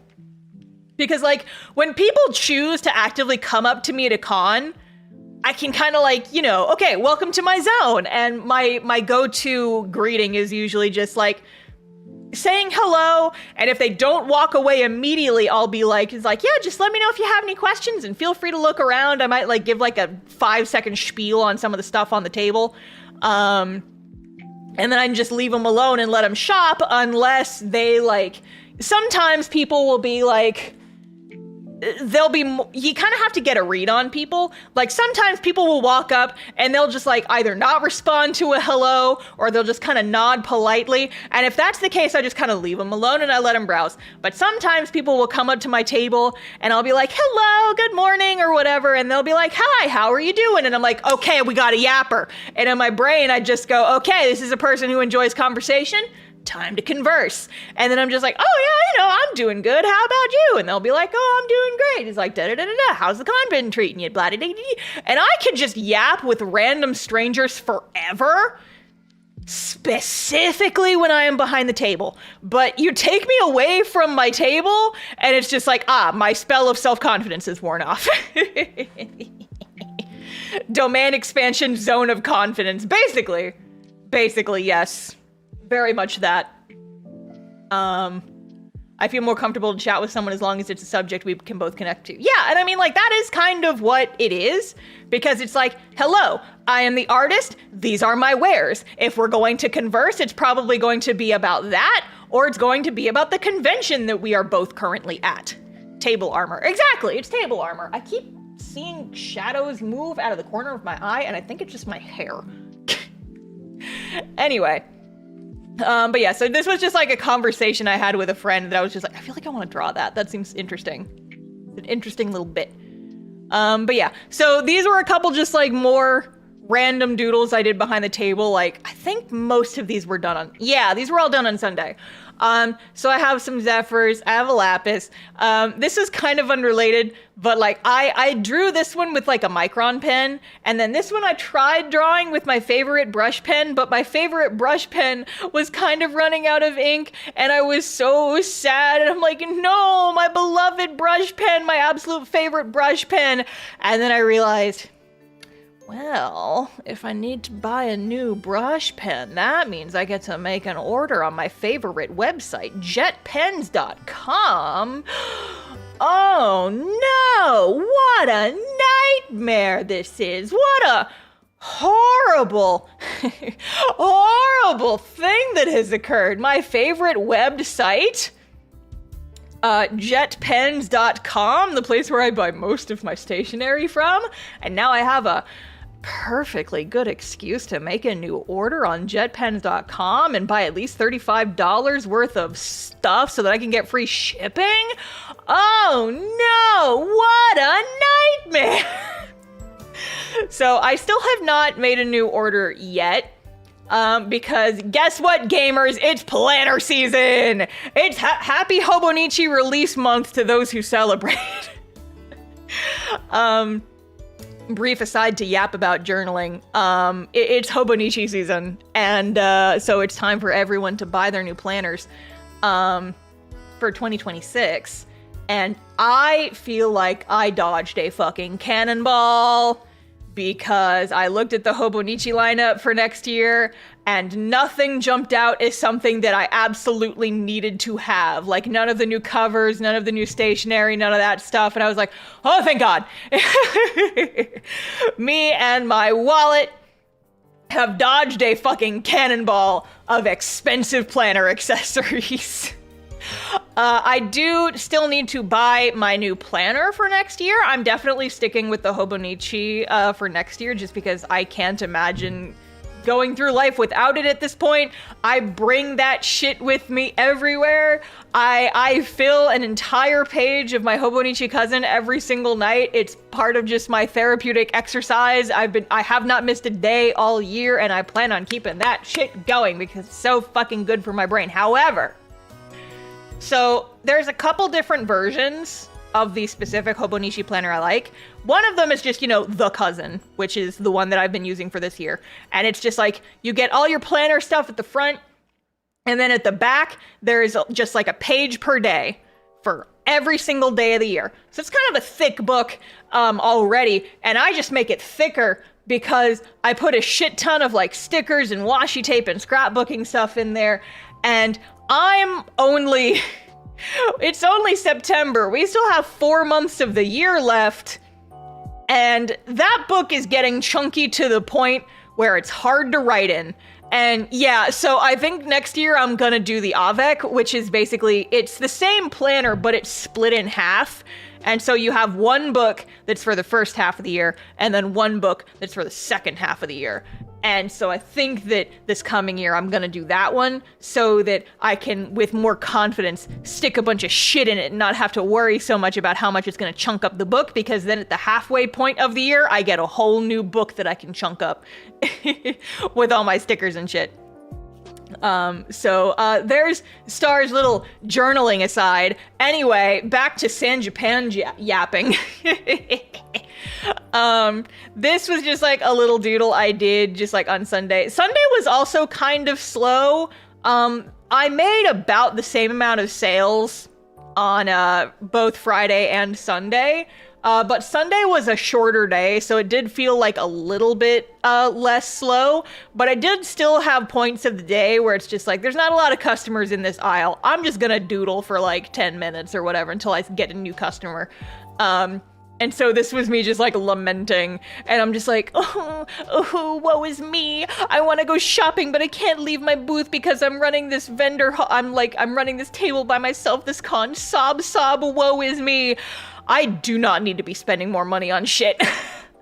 I think I spent a grand total of less than $10 at this con, and that's just because like I stopped by a handful of booths on like Saturday morning, and everyone else who was there at like the 5 other vendors who were there at like 9 o'clock in the morning before we opened. I like bought some little stickers from them that I like put on some of my con stuff. And I'm like, yup, there we go. I got a little Shinri sticker, and I got a little mini print of somebody's OCs because we talked about webcomics for a little bit. But yeah, so I did not spend a whole lot of money on this con, probably $10 total, and I was just like, oh, woe is me though, I want to go around and go shopping. It's been so nice at my last couple of cons because I've had helpers and I got to go walk around and buy stuff, and I'm seeing at people's booths stuff I would like to buy, but the sellers aren't here before the con opens, and I can't buy anything if the vendor's already here, so I guess I can't buy it. Sob, woe is me. Woe is me! And my wallet's just like, oh, thank God, you can't buy anything right now because this vendor hall is closed. Oh, thank God. So that was just my little, like, just sad doodle. It's just very funny. It's like, I did not need to be spending more money. I have so many stickers that I need to use because not only do I spend so much money on like stickers and sticker sheets at pretty much every con I go to, I'm now in like a sticker subscription club that sends like 6 sticker sheets every month. And I've been trying to use them, but I'm like, oh my God, it's a lot of stickers. I don't need more, but I always need more, and they're fun. They're fun. I like stickers. Anyway. So this was just, I kept seeing these, like, you guys know the type.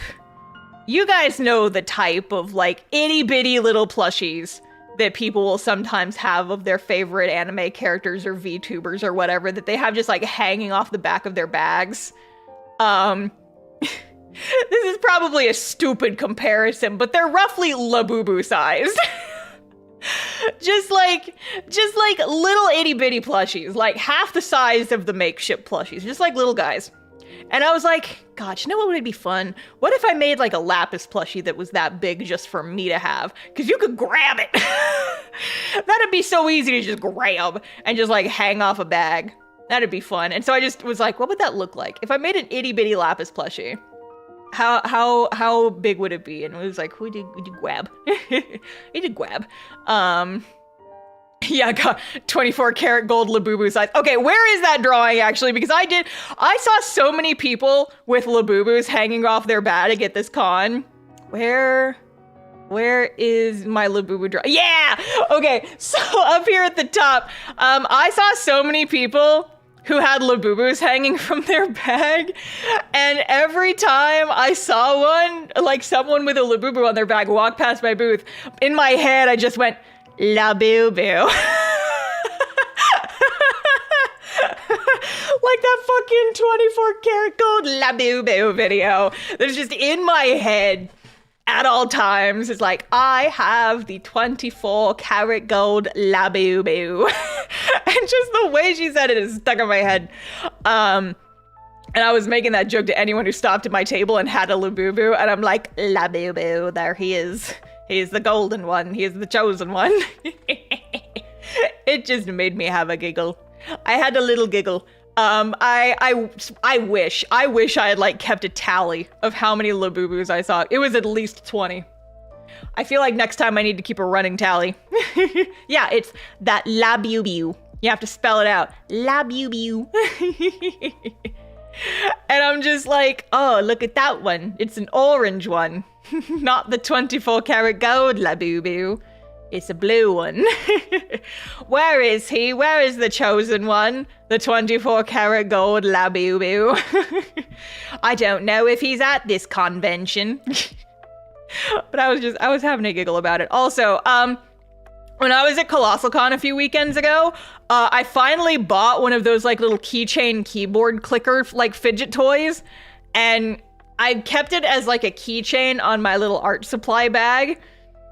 But while I was at the con, I took it off the keychain and I was just like using it as a fidget. And so just, if you walked up to my table, you wouldn't be able to see my hands moving, but you'd just hear like click, click, click, click, click, click, click, click, click, click, click, of me just fucking around with it like underneath the table. I was just like click, click, click, click, click, click, click, just like playing with my little mechanical keyboard toy. It brought me much joy. I keep a fidget cube just like in my Artist Alley supplies so that I always have one on hand. But I also have a little keyboard fidget now, and I think they're both fun. Also, I was brainstorming alternate outfits for my VTuber. Don't get too excited. This is not anything that would happen yet, but I do think that a little like summer sailor star outfit will be very cute. So maybe for summer next year, little sailor outfit for the VTuber maybe. Maybe. Could be fun. I don't know. Could be fun. Could be fun. I'm thinking about it. Anyway. So yeah, there's the rest of that. Oh, also this one. I've been brainstorming scenes for Azure Mirage because if you guys didn't know, I started working on Azure Mirage, like the very first rough draft, because I tripped and stumbled into writing 3,500 words in 2 days. More on that on my Blue Sky. I won't make you guys suffer through that whole ramble, but basically I was just like, I feel like I need to just start writing and do some shitty writing that's just for practice. And then oopsie doodles, 3,600 words. So that's how I kind of spent my days leading up to Sanjapan. I haven't poked at it since because I've had other work to do. But yeah, it turns out when I just get in the zone, I can just fart out some frickin' words, game. I can just knock that shit out. But yeah, I was thinking about like scenes for the novel, and I'm like, well, what if Dave just like hangs out on the countertop in the tavern? And so I was like, Dave of the countertop, what is your wisdom? And I couldn't think of anything funny for him to say, so it just kind of looks like he has no wisdom. Dave of the countertop has no wisdom. Do not ask him for his wisdom. Oh man. But yes, so let's see. What else do we have in here? So this is a Friday. Okay, I think I said everything else. But yeah, so also on Sunday, a certain friendy friend came to the con and got to hang out behind the table for a little bit. So that, wait. There it is. No, dang it. No, come back. Shit. Okay, where is my drawing? Where's, what the fuck? Hello? Stop. Okay, pause. There. No, there. I swear to God, I know how OBS works. But yeah, so June came by to visit on Sunday, and they hung out behind my table for a little while, and I helped them hunt down Cookie Run merch by like saying, hey, I put out a call on the Artist Alley like Discord, and I was like, hey, who's got Cookie Run merch? Because a friend of mine is looking for shit. And so I was like texting them like, okay, we got a hit. Someone's got something at like this table. And they were just like running around. And then they eventually like at the end of the day, they come and hang out behind my table for a little bit. And we doodled between customers, and we just kind of hung out for a little bit in the fortress. And they drew this in my sketchbook, and I love it. They also drew Loss. I don't know why they did that. I don't know why that happened. He's like, June, why did you draw Loss in glitter pen in my sketchbook? And they just kind of went, tee-hee. And I was like, that's not an answer, but okay. But yeah, so that happened. It was fun. And so the last few hours of the con, we were just kind of sitting back there and vibing and talking to customers and stuff, making a couple last minute sales. It was nice. And then they helped me pack up my table at the end of the day, which meant that I got to go home a lot faster than I normally would. Yippee! But yeah, so that was Sanjapan. I've got a couple of other, where's my image slideshow? Well, let me see, what can I just put up in the, oh yeah, so this was another doodle I just did. Because both Friday and Saturday, the con was open from like 10 a.m. to 8 p.m. And I was just like, by the end of the day on both those days, I was just like, it's 8 o'clock and I'm tired. I can see the whole fucking universe. I can see everything. There is a bowl of instant ramen back at my hotel room waiting for me. But by end of day, both Friday and Saturday, this was the mood. This was the mood. I was very tired. And I got to go back to the hotel room and have delicious 50-cent cup ramen. Because the nice thing about cons that I can drive to is I usually just pack a bunch of food and then I don't have to spend money at the food all con. And I don't have to spend money on food for the entire convention. It saves me a lot of money, which is nice. But yeah, so just running through, I have like an etc. section in my notes document. So yeah, like I said, the con, it was super hot outside and the inside was fucking freezing. I spent pretty much all day Friday just like huddled underneath my spare tablecloth, but a friend did lend me their cardigan, and y'all know I wore that shit like pretty much the entire weekend because I'm like, I can actually feel my arms. This is good for me. Also, so, okay, I didn't take any pictures of this, but I experimented with a new graphic for my tip jar at this con. My last couple of conventions, I've had a tip jar with just like a little drawing of Gale from Baldur's Gate 3 eating a shoe. And I called it Gale Dinner Fund. Because, you know, it was fun. It was a joke. This is silly, ha ha ha ha ha. The man eats shoes. Emergency cardigan to the rescue. I drag the thing with me everywhere. God, I feel like I need to do the same. Just like have a cardigan in my car at all times. The cardigan. Anyway. I usually keep a jacket in my car. I just didn't this one time. But yeah, so I usually have that graphic on my tip jar, but because my table, I wasn't going to have any fan art, it felt weird to have a tip jar with a fandom graphic on it. So I was like, I think I need a new tip jar graphic. And so what I did was I found some cute pictures of the kitties and I made a little graphic for the front of my tip jar that says Kitty Cat Treat Fund. And I just had pictures of the girls and I had their names underneath. And my God, the people loved the kitty cat tip jar. Like, people were dropping 5s in that thing. Like, holy shit. They were like, oh my God, your cats are so cute. Drops a $5 bill in the tip jar. And I was like, God damn, okay, thank you. Thank you, holy crap. So yeah, I made a decent amount of money just from tips at this con. Let me, I didn't put it in my notes document. I have it itemized in the note on my phone, but not in the note on my thingamajig here, on my computer. But yeah, made a pretty decent amount of money just from tips.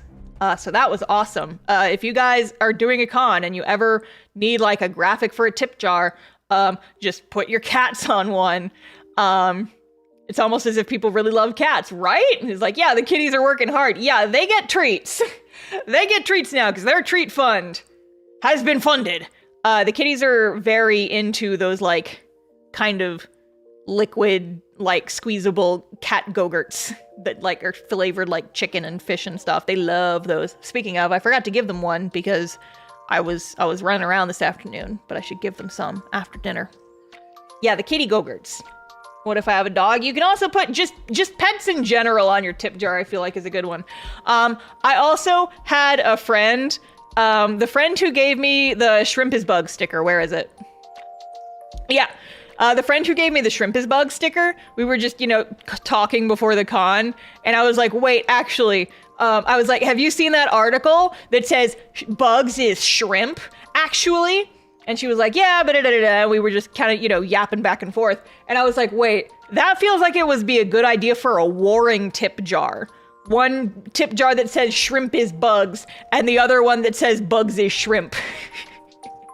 And then have you guys seen like those warring tip jars where it's like you drop the money in whichever one you agree with, and then you can tally it up at the end of the day to see who won? And so we were joking, is like, you need 2 tip jars right next to each other. One that says shrimps is bugs and one that says bugs is shrimps, and see which one wins, because one is based in science and one is based on tee-hee funny shrimp words.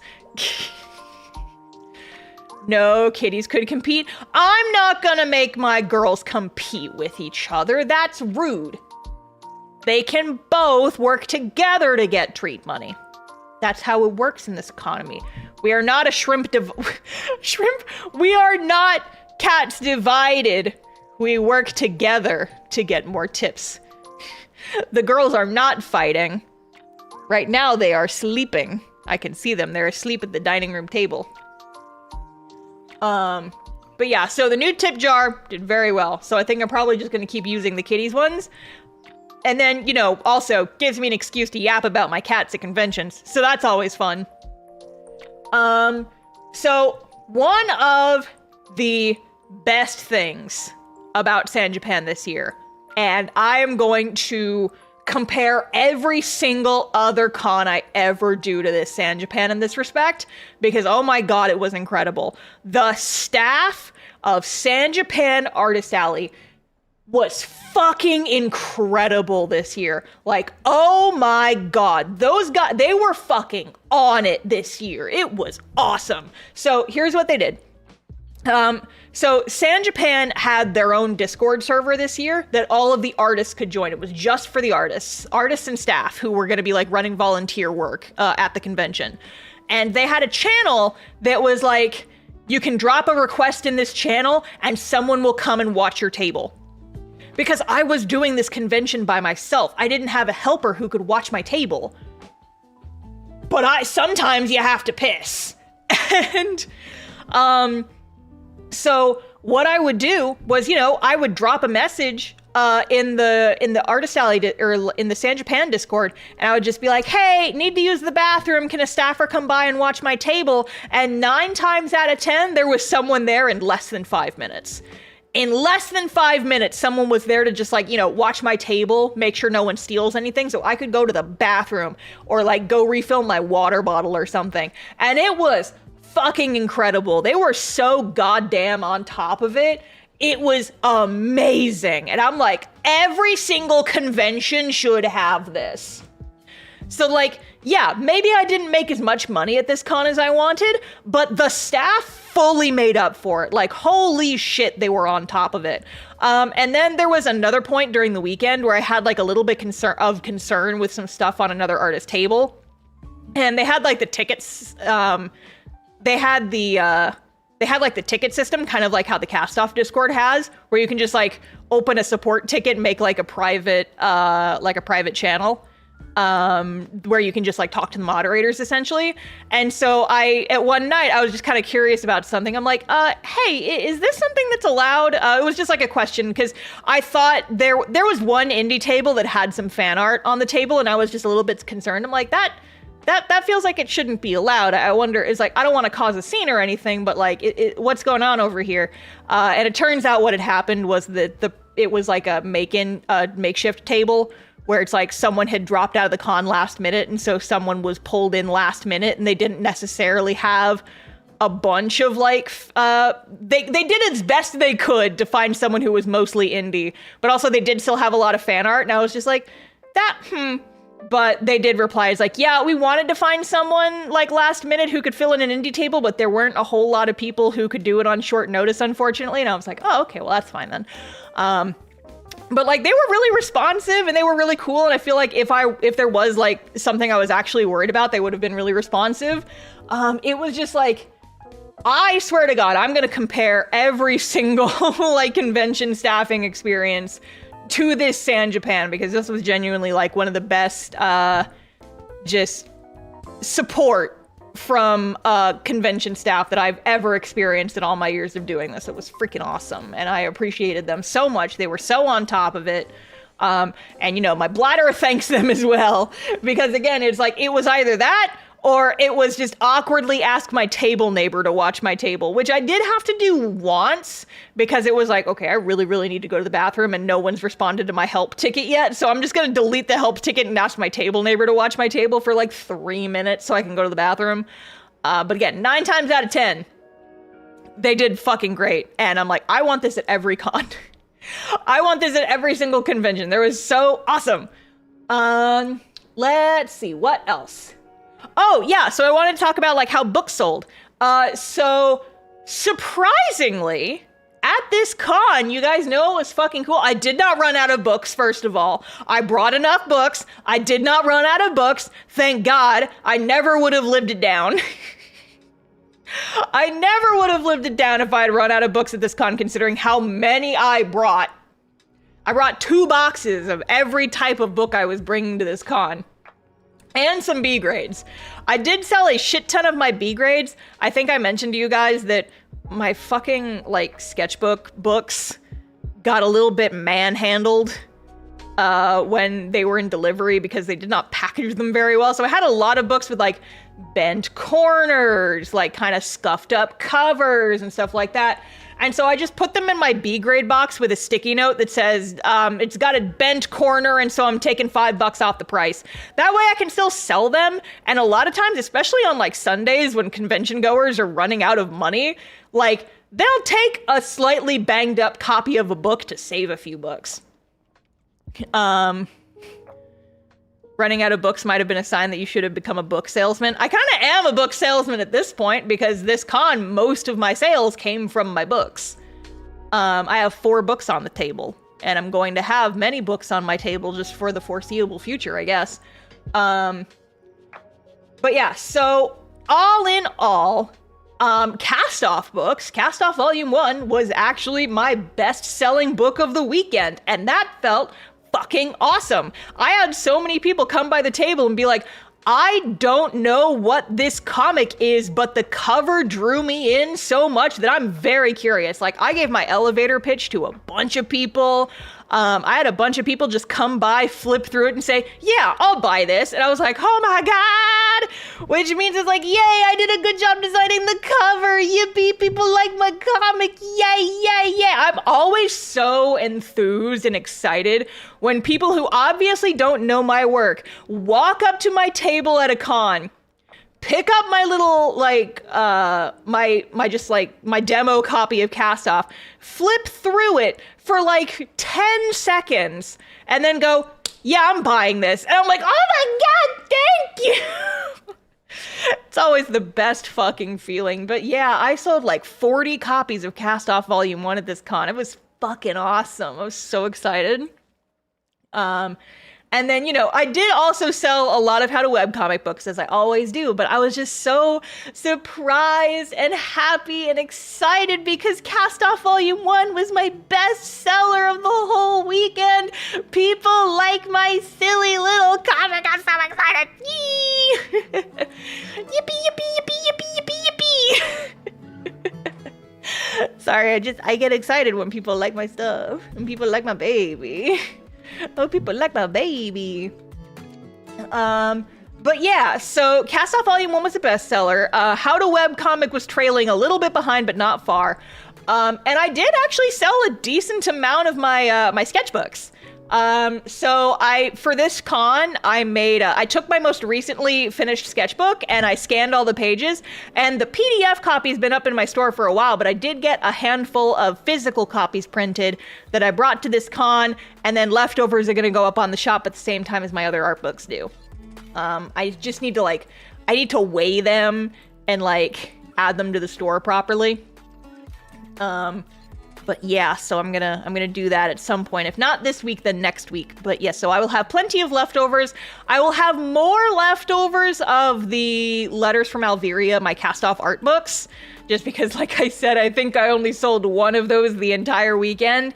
And I know those will sell online because people have been very, very excited for them. I just think that maybe those are not books that do well at conventions because it kind of requires knowledge of the books. And so, or it involves knowledge of the comic. It's like, so, you know, those sell well online, or at least I'm very sure that they will. But I don't think I need to be bringing those to conventions anymore. Maybe I bring 3 to conventions, but those technically don't sell very well, so I don't think I need to be bringing a lot of those to cons. Which is fine because it's less books I have to bring, which means less heavy luggage. But yeah, I also sold a ton of B-grade books, which was nice. I still have some B-grade sketchbooks left, but in general, I prefer to sell B-grades of my I prefer to sell B grades in person because then people can like, you know, actually pick up the book and see the damage in person rather than like, I'm always worried about selling B grades online because like, what if people get it and they're like, oh, this is actually more damaged than I thought. It just feels like, it feels bad selling B grade sight unseen. I prefer people to be able to like pick up the book. And just like, you know, actually see the damage before and like choose what kind of damage they're willing to tolerate when they're picking up a B grade book. So I'm probably just gonna do B grades in person. Cause it just makes me feel better. But yeah. So I will definitely have the sketchbooks and the cast-off art books up online soonish. If not this week, then next week.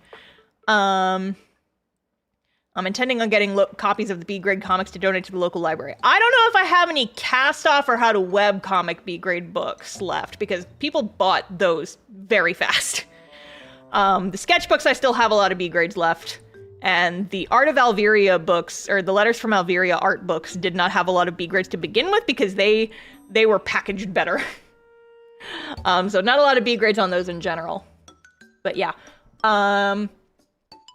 So my last thing that I was kind of thinking about at this con is I don't know exactly what form this is going to take, but you guys might see me do some experimenting for the next couple of months.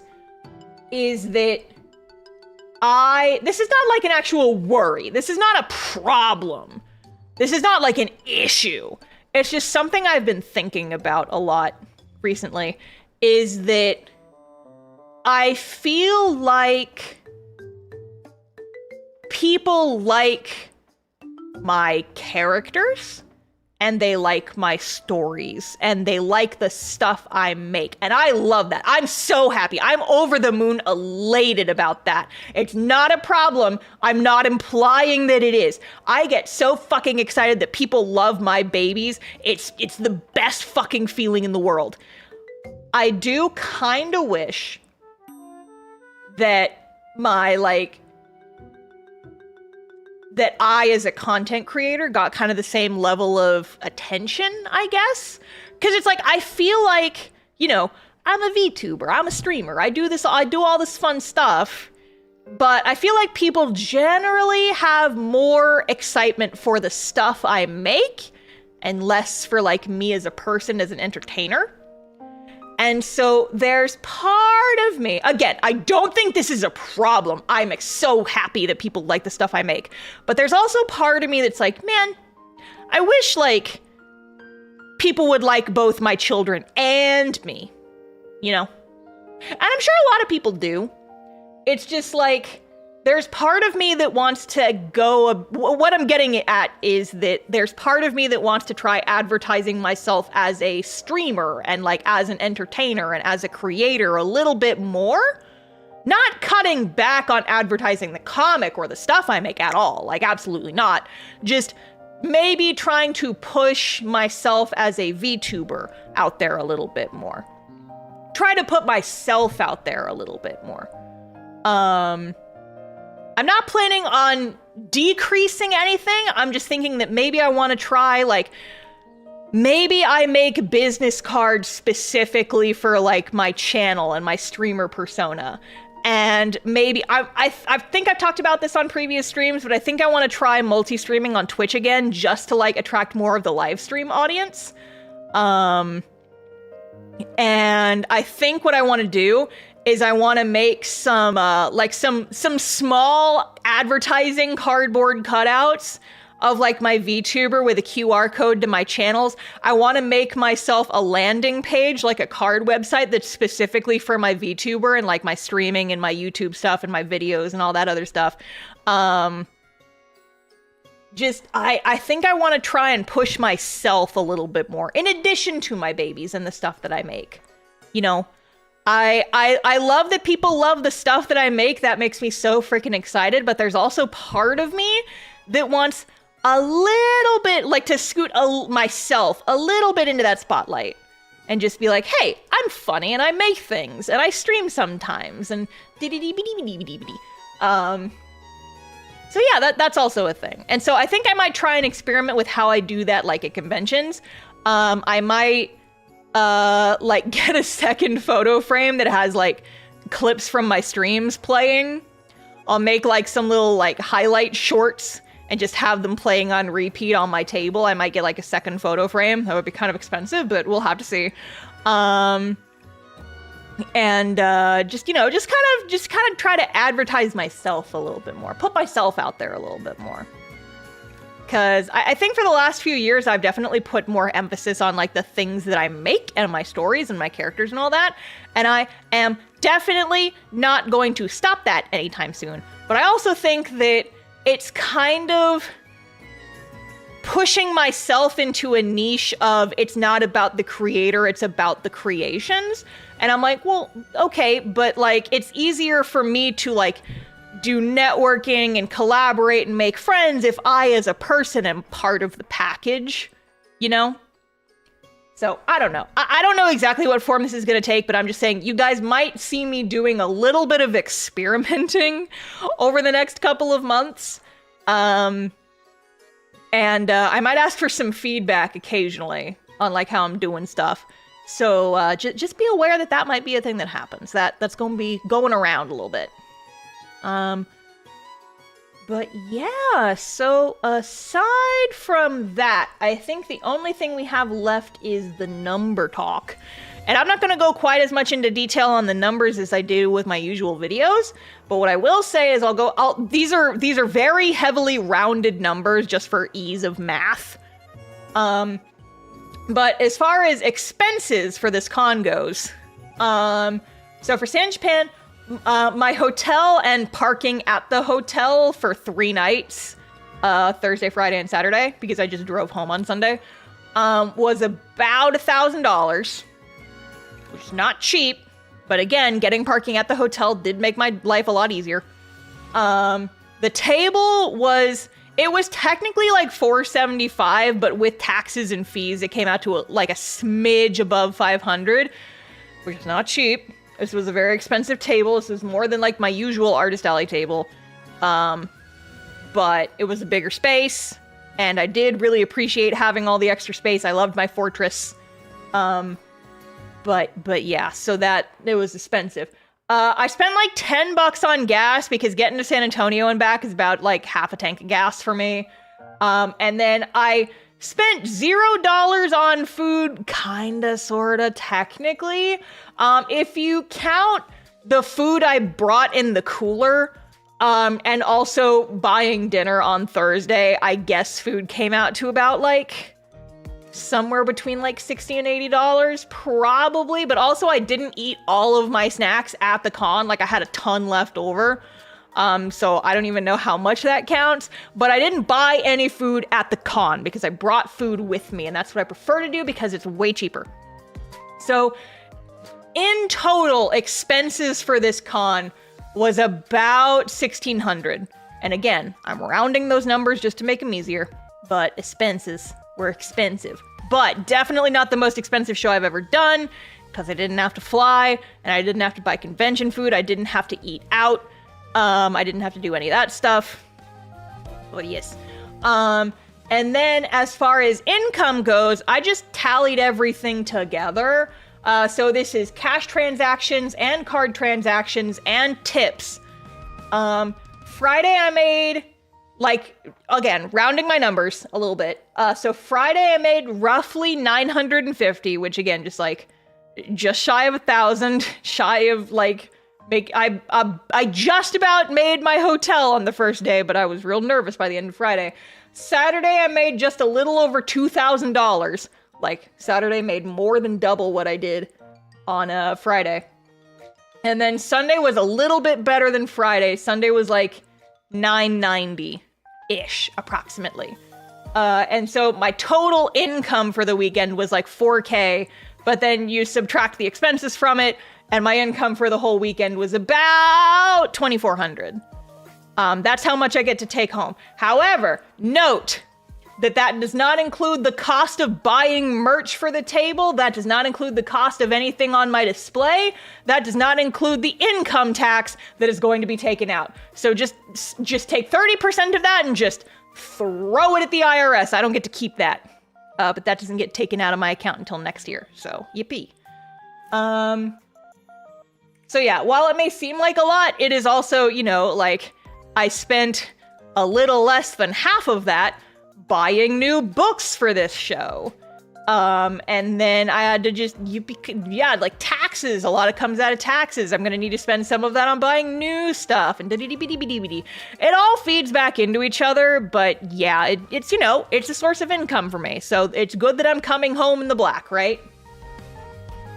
Yay, I can afford to pay for my house for another month. Yippee! As far as my next con, shrug.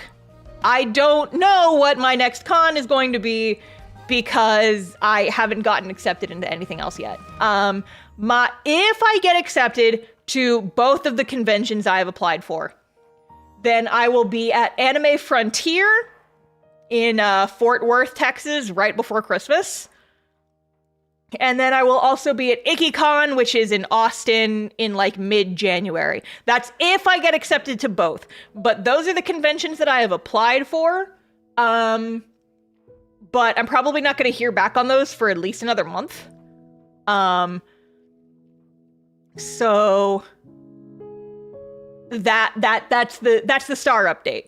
Is that I have a couple of months with no convention stuff, and so I'm going to be focusing on other things for a little bit, which will be nice because my buffer was halved between that migraine and then being away at a con for several days. My comic buffer was suddenly chopped in half, so I'm going to have to play a little bit of makeup work on that. And then, you know, I might try and like poke at some new merch. I have some ideas. I want to make an Uma Musume sticker sheet. I want to make an Uma Musume sticker sheet. Do you guys know my Verity and Friends sticker sheet that has like at the bottom, there's all the characters running? I want to make an Uma Musume sticker sheet that has like a bunch of characters from the game kind of in those kind of poses where they're just like running. And then you can just like put them and it looks like they're running. And then I want to put Goldship on a Segway. I think it would be funny. So I want to do that at some point. I want to do some more original prints maybe just for funsies. I want to do some new stickers, some other stuff. I want to do, what was the other fan art thing I wanted to do? Oh yeah, I want to at least do a print for Guardians of Ozuma, the new Rune Factory game. Just because I like having Rune Factory on my table, because then people will come and talk to me about Rune Factory, my love. But yeah, so we'll see. That one's kind of low on the priority poll, but I would like to at least do a Rune Factory print. I've kind of become print and sticker sheet pilled recently, just because I love not having to deal with inventory of single characters.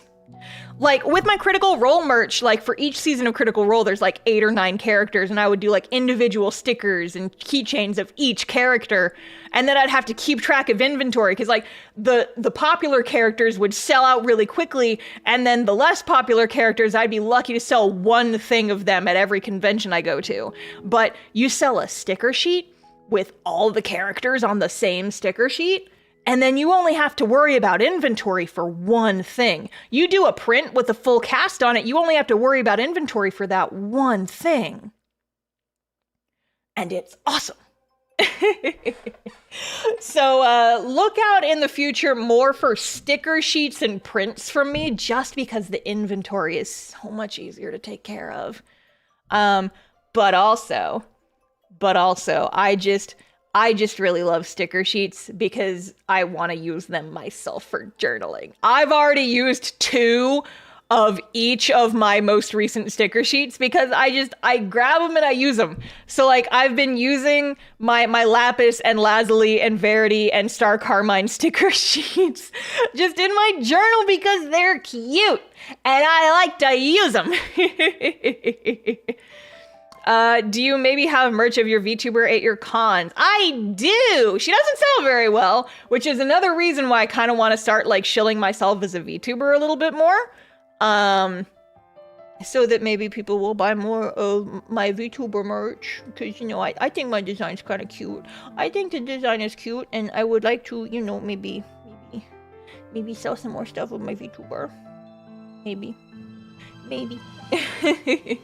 Mayhaps. Do you have a Star plushie? I don't. I would like to do a Star Carmine plushie eventually, like through Makeship. And I told myself that I wouldn't do it until after I hit 200K on YouTube. But I've officially hit that now.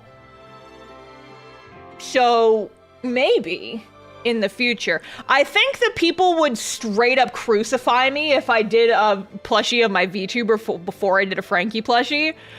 So the lad is higher on the totem pole, but I would eventually like to do one of my VTuber. I think it would be fun to have a squishy little star plush.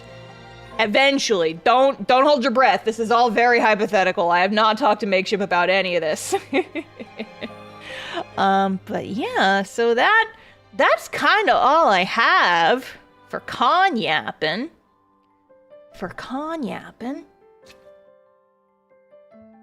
I guess, before we get out of here, is there, like, any other questions you guys have about convention stuff or what have you? Just in general. I will be buying Star Carmine merch in the near future for sure. Yippee! I've got a lot on my website. I've got standees, I've got keychains, and I've got sticker sheets. And I also have a couple of little prints. Best highlighter color? I like this pink. This is, like, kind of a pink that I used. I do like this one. You know what? I'm just gonna set this to play and they'll just cycle through. Do you think you'd try to come back to San Japan next year if you could? Yeah, absolutely. I'm gonna keep applying for San Japan. I enjoy this con. I'm hoping that next year I can get into like a normal artist alley table though, because I would like to have fan art on my table. Even if it's not a majority of the stuff I have, I do still like having fan art at the table. I feel like it helps draw people in a little bit more. But if it was my only option, I would probably do a fan art, an indie table again. But I would change a few things about what I brought and like what I had on my display and all that stuff. Do you recommend buying the physical copy of Cast Up or read the web version first? Read the web version first to see if you like it. Cause the physical book is only the first 4 chapters and we're on like chapter 13 on the website right now. So what I was telling people was at the con, if they were curious about it, I'm like, well, read it online first. See if you like it, and then if you like it, you can buy the physical copy. Will Letters from Alveria be available on your shop as a PDF? Yes, that is the plan. So I just gotta put it up on the shop. I wanted to wait on that one until the physical copies were available. But yes, that one will also be available as a PDF. I will have a bundle sale for them as well, so thumbs up emoji. Ever thought about coming to Canada? I've considered it, but the whole like work visa thing is a little bit tricky. Me and some of the podcast pals, the Screen Tones pals, have talked about maybe doing a Screen Tones table for TCAF one year. No, we've made no moves on that, so don't get too excited about that one. But if that is something we end up being able to do next year, that is something that I would like to try. Think you'll ever come to Ohio? Maybe. If there's a good con there, then maybe. What I will tell you guys, what I tell everyone though, it is significantly more likely for me to be able to go to conventions if I get invited as a guest. And so if there's a con that you really want me to go to, ask the convention to invite me as a guest because that is much more likely way to get me to go.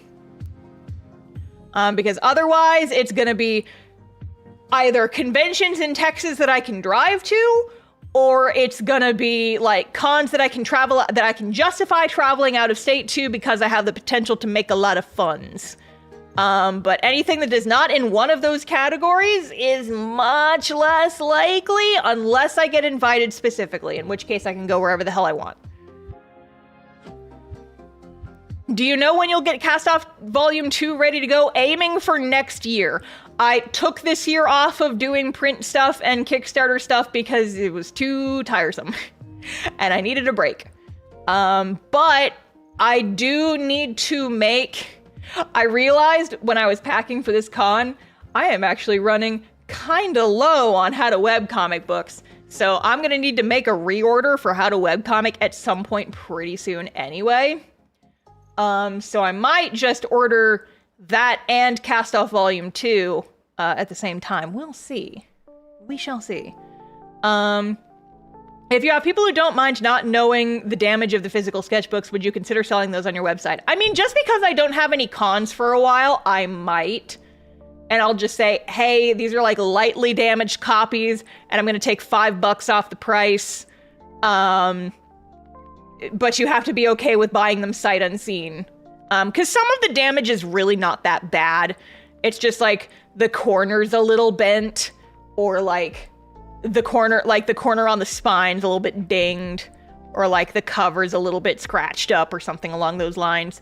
Most of the damage is not terrible, and the books that were pretty terrible, I sold for like $5, and people did buy them. They were like, yeah, sure, the cover's got a huge fucking crease in it, but people still bought them because they were like, I'm really low on money and I only have $5 and this book is $5. So people did buy them, and I was like, hey, let's go. I accidentally grabbed a couple of boxes of How to Webcomic where if you look at the side of the box, you can tell that the person who was loading the pallet missed with the forklift and did a little oopsie doodle bonk into the side of my box of books. And I didn't realize until I got to the con and noticed that like the side of the box was a little bit torn up. So I had like 3 or 4 copies of How to Webcomic where the corners were big scraunched. Like they were mega scraunched. And I was just like, well, listen, I probably just need to throw these away. No one's gonna want to buy these, but like, they're still readable. It's just that the corners are real scrunched. I'll put them on the table in the B grade box for $3. $3 each. That's like $20 cheaper than what I usually sell them for. But they are very heavily damaged. And you know what? People did buy them. I did have a couple people be like, I have exactly $3 left. I have exactly $3 left, so there you go. If there is a San Japan next year, there's gonna be. Why would there not be? Like, it runs every year. That's a scraunch discount. It's the scraunch discount. Is there a website / place where I could see what cons so you confirm so I could plan a trip near there? The anime ban in Texas. That's not what it's about, my friend. It's not about anime conventions. It's specifically about other things, but it does still suck. I will give you that. I have a list of upcoming conventions. I actually have the link in the description below the stream. I'm not the best at keeping it updated, but usually when I get accepted into a new con, I add it there. I need to go back and update it now that I am back from San Japan.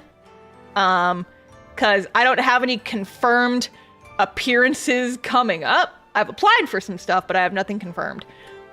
So yeah. $3 for a mangled but readable book does sound very tempting. It was apparently very tempting. Because people did buy them, like immediately. Like within an hour of me putting them on the table, people did buy them. Yes, so there, Holly just dropped the events, so thank you very much, Holly. But yeah, I try to keep that page updated, but just note that I'm not the best at keeping it updated, so it might not be fully accurate at all times. But yes. Next year's theme is Fudge. Fudge should cosplay Bravely Second Patissier. Ooh. See, my problem is, like, I don't really like cosplaying behind my table specifically because I don't like wearing wigs at artist alley tables all day. Cause wigs give me headaches. Like, it doesn't matter how big the wig is. If I'm wearing a wig for more than a couple hours, I do get a headache. And I'm like, I don't want to have a headache when I'm trying to make sales. I can't be my primo customer service self if I have a headache. I have been considering making like a real casual version of my VTuber outfit to wear to shows though. Like, I want to make my scarf, and I might get like a sleeveless black turtleneck that I can use as my shirt, and I might try and make like some arm warmers that kind of look like my little glovies. And then just like wear like a pleated skirt or something. Just like assemble an outfit that's close enough to my VTuber, and then wear that to conventions. I think that would be fun, but like, you know, probably not showing the midriff. Just because my tummy gets cold. The big reason that I don't cosplay my VTuber at conventions or wear like crop top shirts, it's not because I'm self-conscious, it's because my tummy gets cold. Literally the main reason is like my arms get cold and my tummy gets cold, and so I have to cover up just because I get chilly. I get chilly. But I'm thinking like, you know, I could buy like a regular shirt that's like a sleeveless black turtleneck. And use that instead and get like a little star necklace. I have a little star necklace that I wear every day just because I never take it off, but it's not nearly the right size. So I got a copy of Cast Off while at San Japan, and I want to say it was an honor to meet you. I've never read the comic before, but I'm super excited to get a chance. Yippee! Thank you for buying my book. I hope you like the comic. Thank you. But yeah, I guess if there's nothing else, we can go ahead and call it for the night, because my voice is starting to get a little crunchy. I have my water.